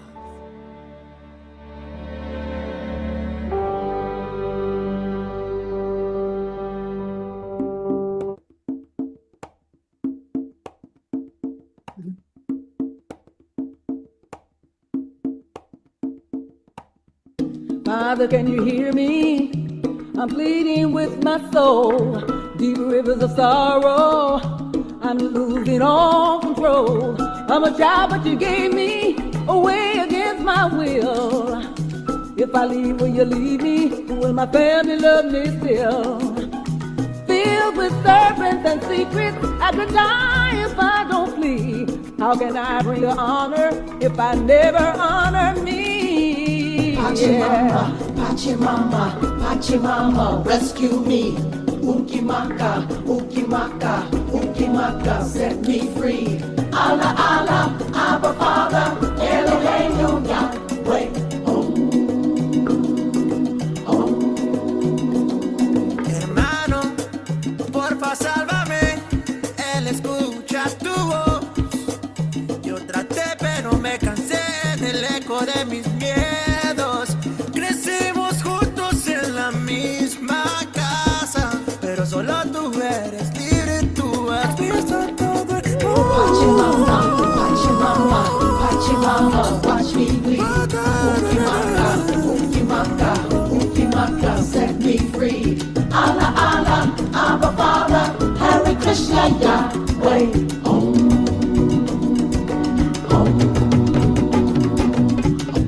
Husband, can you see me? I am not your whipping post. I'm the one who has chosen you to love the most. I'm the song when you're dancing. I'm the deep root of your tree. I'm the rose of your garden, the earth that plants your seed. Your embrace, your protection, the design of God's creed. I was made to adore you, not bleed on the bathroom floor. You were made to adore me. Can you give me something more? Pachimama, Pachimama, Pachimama, watch me bleed. Ukimaka, Ukimaka, Ukimaka, set me free. Allah, Allah, Abba Father, Hare Krishna, Yahweh.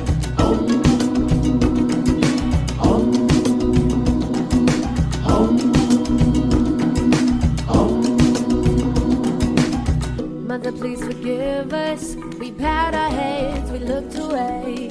Too afraid to assist you, but I'm not afraid today. Mother, please forgive us. We've been raped in every land. We must come together before we take your hand. But if you are the mother or refuses we looked on, you must know in your heart's space we are not safe with your son.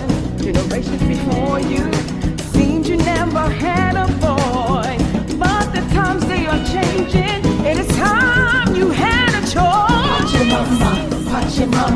Pachimama, watch me bleed. Unki Maka, set me free. Allah, Allah, Abba Father, Hare Krishna, Yahweh.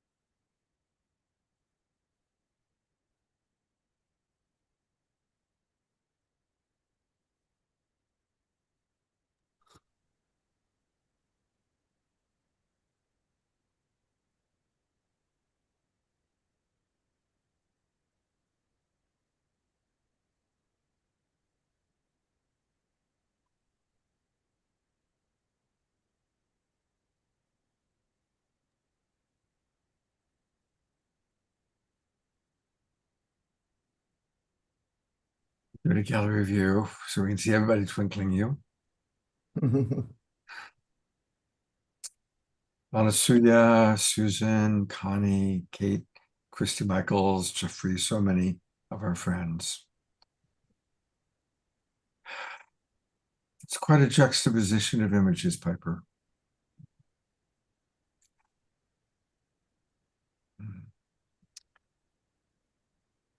All right. I think we're already, this is going to be a late show, everybody. We're not going to end at 8 o'clock tonight. It's going to be closer to 8:30. And I'm going to actually turn over to Hannah to introduce the final video that we're going to watch. And then we've got, actually we have a final video after that from Tiara. But Hannah, do you want to introduce what you've sent me that we're about to take a look at?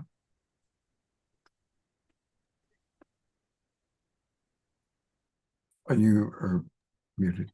I think there I am. Thank you, Piper, for that beautiful song. Yeah, I am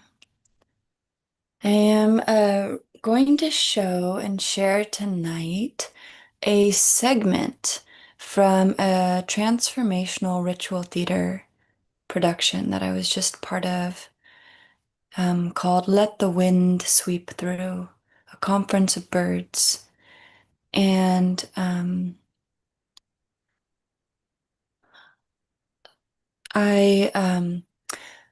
this was a production. We had 7 shows at Marin Shakespeare Theater in San Rafael in Marin County. And it was an original adaptation of a mystic Sufi story by Nishapur, Attar of Nishapur, called The Conference of Birds, a beloved story in the Persian culture and mystic Sufi consciousness. And the writer and the director of this play, Melisina Gomez, she wove her original transmission in to this beloved story, and she brought in her lineage of Anahuacan, Mexica, Nahualismo, curanderismo, wisdom, folk medicine, earth honoring, spirituality, into this mystic Sufi story. And it was a 2-hour long ritual theater play, but tonight I'm going to share a 20-minute or so clip with you. And I'm featured as the nightingale in this. We are all birds that go on this immense journey to move through shadows, fears, underworlds, until we remember our innate union with the divine. And from that place of inner union, we are able to work together synergistically, co-creatively, as a collective once again, all in our sovereign alignment in union with Source. So it's a very beautiful, profound story. I'm just going to share a clip from it, and then at the closing, you'll recognize my song, my original song, Humble Like the Jungle, was sung as part of this production. So turn it over to you, Scott. Great, thank you. Here we go.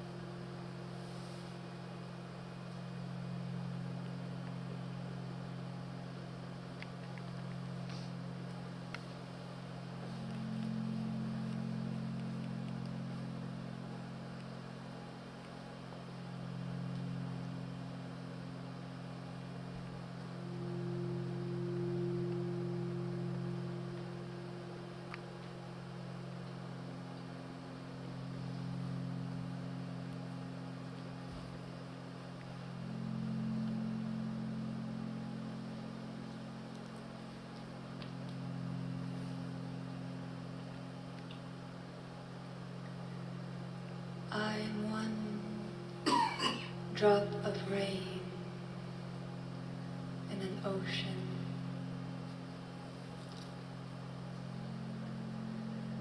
I am the dew that evaporates the rising of the sun.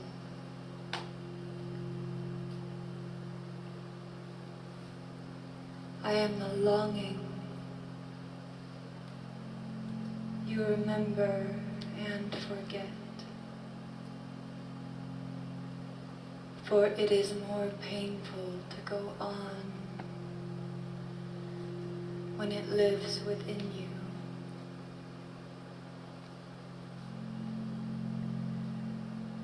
I am the song calling you home.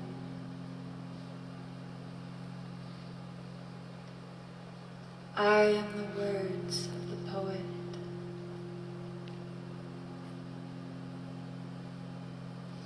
I am the mirror reflecting you.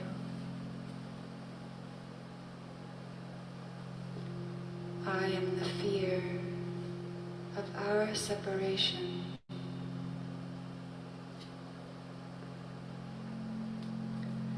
I am sensitized wholly and feel your absence. I am hollow and holy, and this spaciousness inside is hungry. The valley of unity lay before them, and most were eager to go. Raven, however, came carrying the many worlds that she traverses. Raven, emissary of the ancestral and the chthonic. Raven, representative of the shadows and the liminal. Raven, with the extra membrane over her eyes, revealing the hidden aspects of the world. Raven, the murder attacking the nest of the familiar, the fairy tale villain, stealer of the light for humanity, keeper of memory. Raven, mystery in plain sight. But Raven would not enter the Valley of Unity.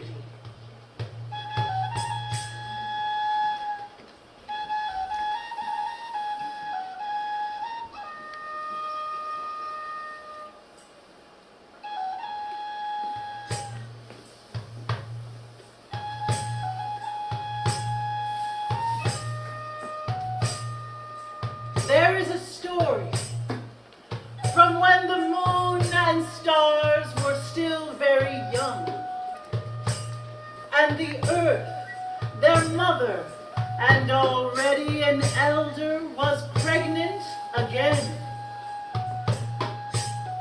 It is said that the moon and stars were threatened by this new pregnancy. They were not in alignment with what it would bring. They decided it would be best to attack the moment that the new child was born. The earth, hearing of this, was heartbroken. But she heard a voice from inside of her that said, Don't worry, Mother. When the time comes, I'll protect you.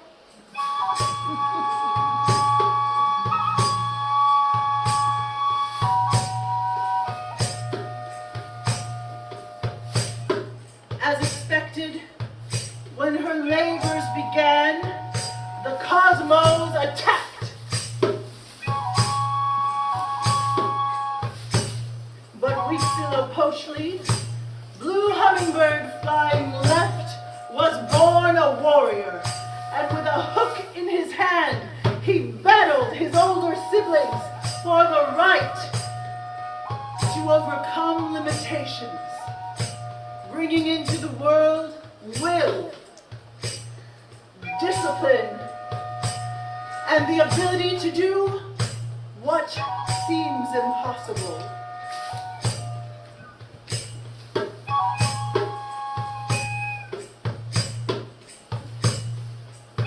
But while this was happening, and all were distracted, a second child was born.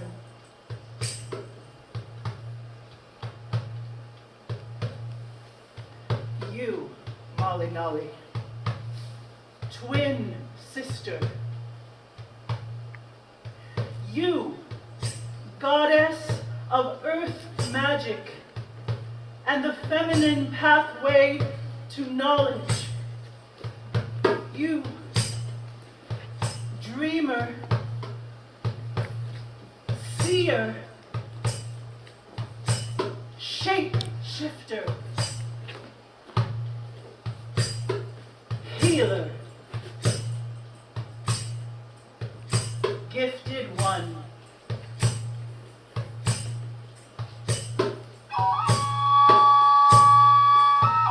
But when your mother saw you, she knew these gifts would not be received. She told you,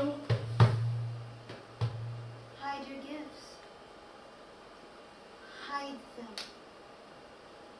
Hide until the dawn of new time.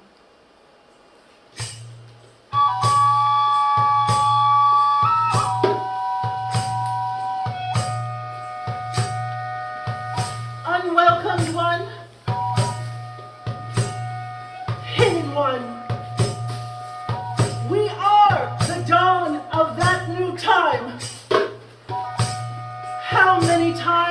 you've been asked to be something less than what you are, to hide, to wait, to blend in, to suppress what is magical about you. How many times have we all? That time is over.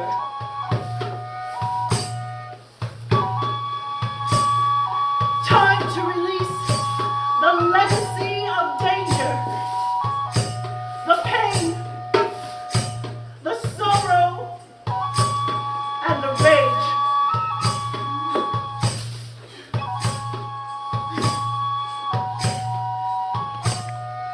Time for us all to be who we are.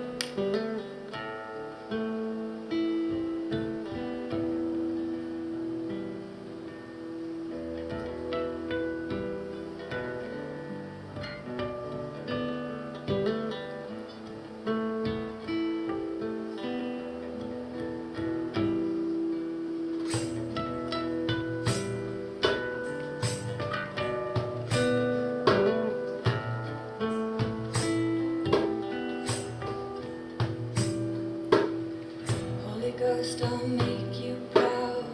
Yeah, you know I heard you crying out loud. I was born in the belly of the beast, in the middle of the night, in the temple of defeat. I am here cause you called my name. I know the demon tried to snuff your flame. Cold desire, let the fire burn in me, for the elemental nature of my soul is flying free.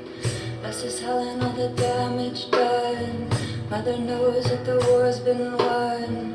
Now's the time for the healers on the run to steady up the beat and the rhythm of the drum. Meditate, let it all arise. Celebrate every tear in your eyes. You are brave for just being alive, with a monumental way to forgetting your divine. I am humble like the jungle. I am bleeding.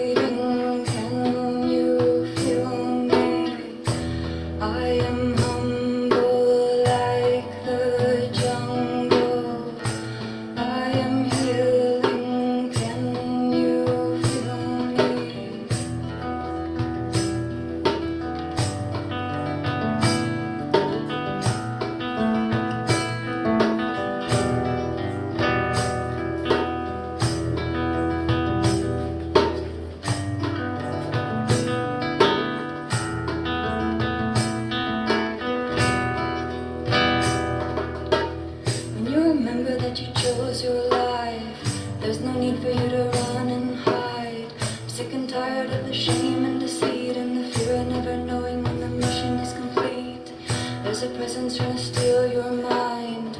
Lay your shadows out into the light. Just to love and you will heal in time. I let the fear of the unknown consent to swallow your life. I am humble like the jungle. I am bleeding, can you feel me? I am humble like the jungle. I am healing, can you feel me?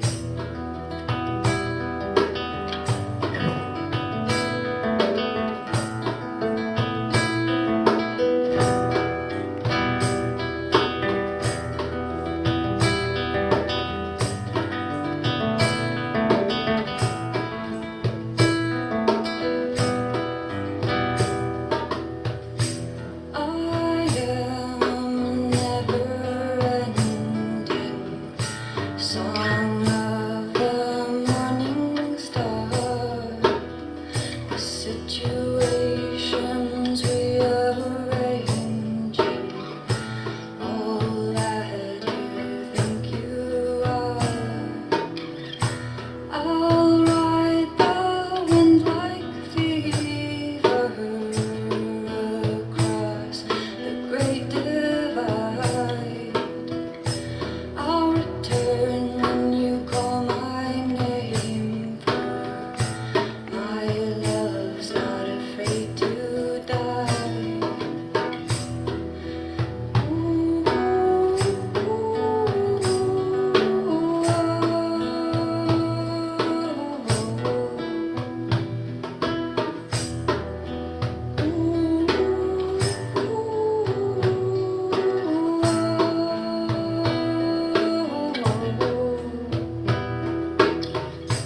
I am humble like the jungle.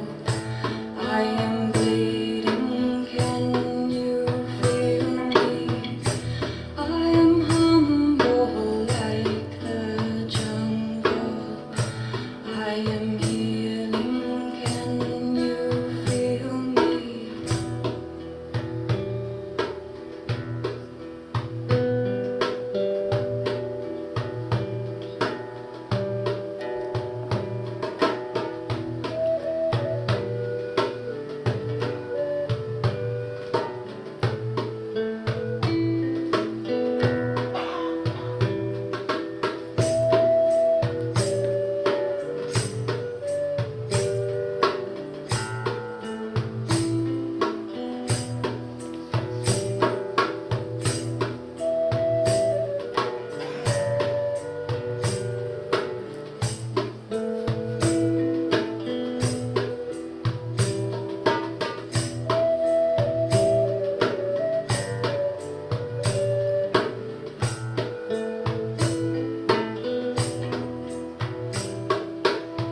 Holy Ghost, I'll make you proud.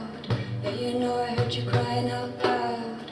I was born in the belly of the beast, in the middle of the night, in the temple of defeat. I am here cause you called my name. You know the demon tried to snuff your flame. Cold desire, let the fire burn in me. Feel the elemental nature of my soul is flying free. Bless this hell and all the damage done. Mother knows that the war's been won. Now's the time for the healers on the run to steady up the beat and the rhythm of the drum. Meditate, let it all arise. Celebrate every tear in your eyes. You are brave for just being alive, with the monumental weight of forgetting you're divine. I am humble like the jungle. I am bleeding, can you feel me? I am humble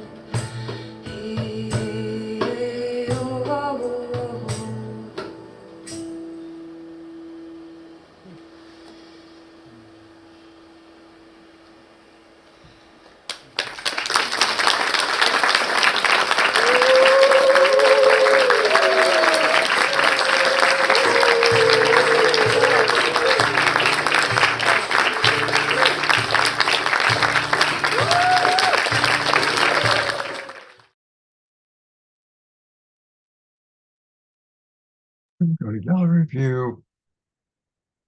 Thank you, everybody, for staying with us. I know it's a longer show tonight, but it's so beautiful to see these amazing creative expressions.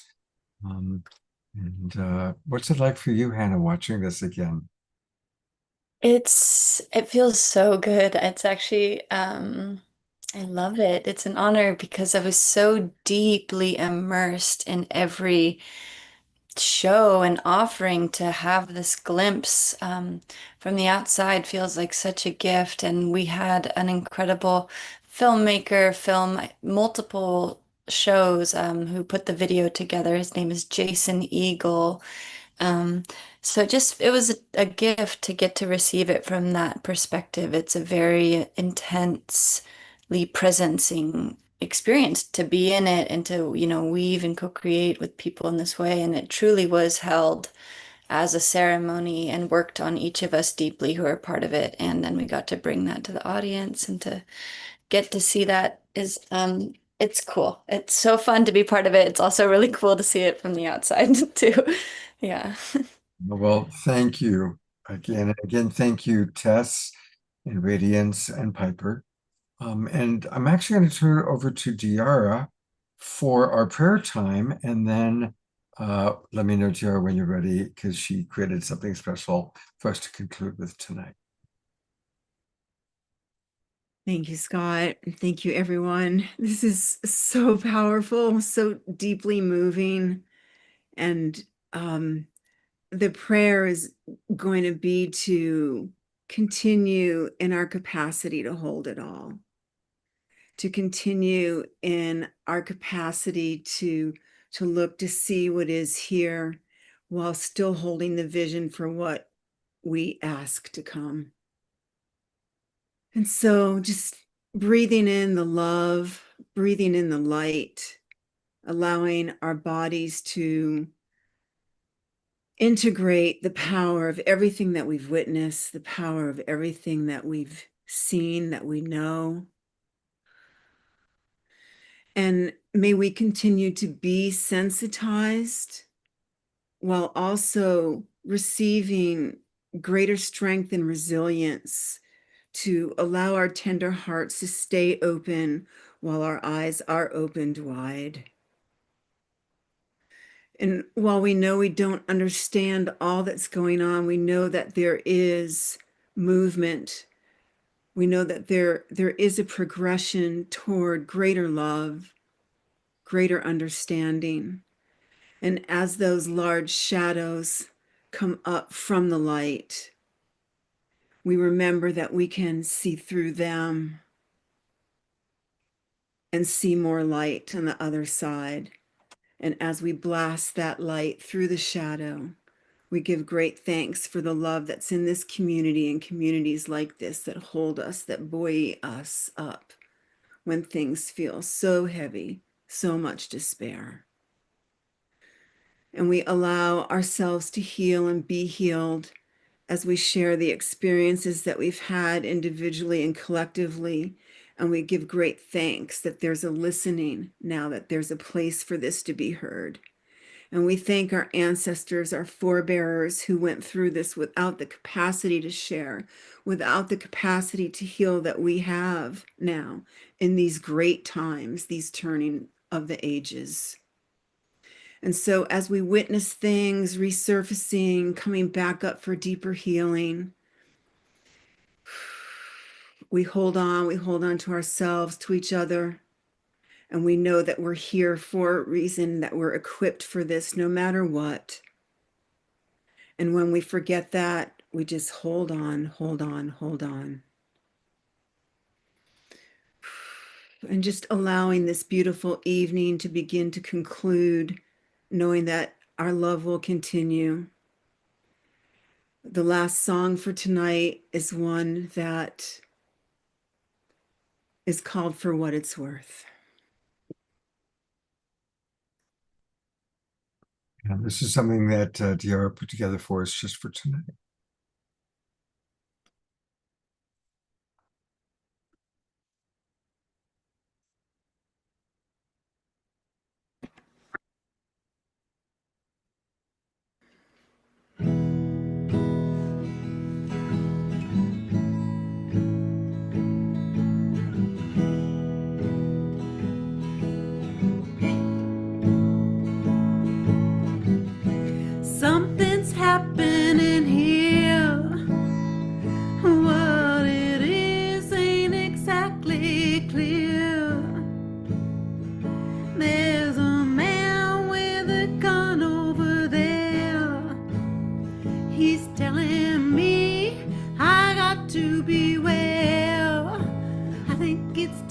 stop, children, what's that sound? Everybody look, it's going down. Ooh, going down. Ooh, battle lines being drawn. Nobody's right if everybody's wrong. Young people speaking their minds, getting so much resistance from behind. Oh, stop, children, what's that sound? Everybody look, it's going down. Ooh, going down. Ooh, what a field day for the heat. 1,000 people in the street and singing songs and carrying signs. Mostly say hooray for my side. Oh, stop, children, what's that sound? Everybody look, it's going down. Ooh, going down. Ooh, paranoia strikes deep into your life, it will creep. It starts when you're always afraid. You step out of line, someone come and take you away. Oh, stop, children, what's that sound? Everybody look, it's going down. Stop, children, what's that sound? Everybody look, it's going down. Stop, children, what's that sound? Everybody look, what's going down.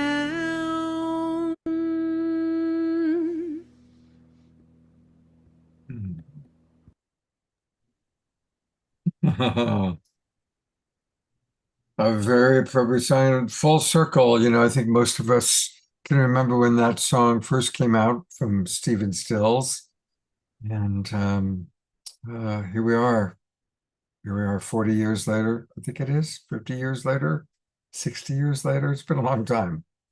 Anyway, big love to you, Tiara. Thank you. Well, it's been quite a show. I always like to let people know what's going on next. And since I knew the Tonight Show was going to be a heavy show, we're going in the opposite direction on Saturday night. Saturday is the spring equinox, March 21st. And so we are going to have a Awakening World concert. It's going to be pretty much all music. And we've got some of our favorite musical artists, of course, Omashar, Astra Fox, Kira Ashoka, and John Martin has put together a special video of his flamenco guitar as he talks to our galactic family. So it's going to be an evening of music. And of course, we'll chat with all of the artists. So that's what we've got coming up on Saturday night. Thank you, everybody. Let's keep those prayers going. Thank you again, Piper, Tiara, Radiance, Tess, Hannah, and all of our Global Peace Drivers. Have a beautiful few days, and I look forward to seeing you on Saturday night. Take care, everybody.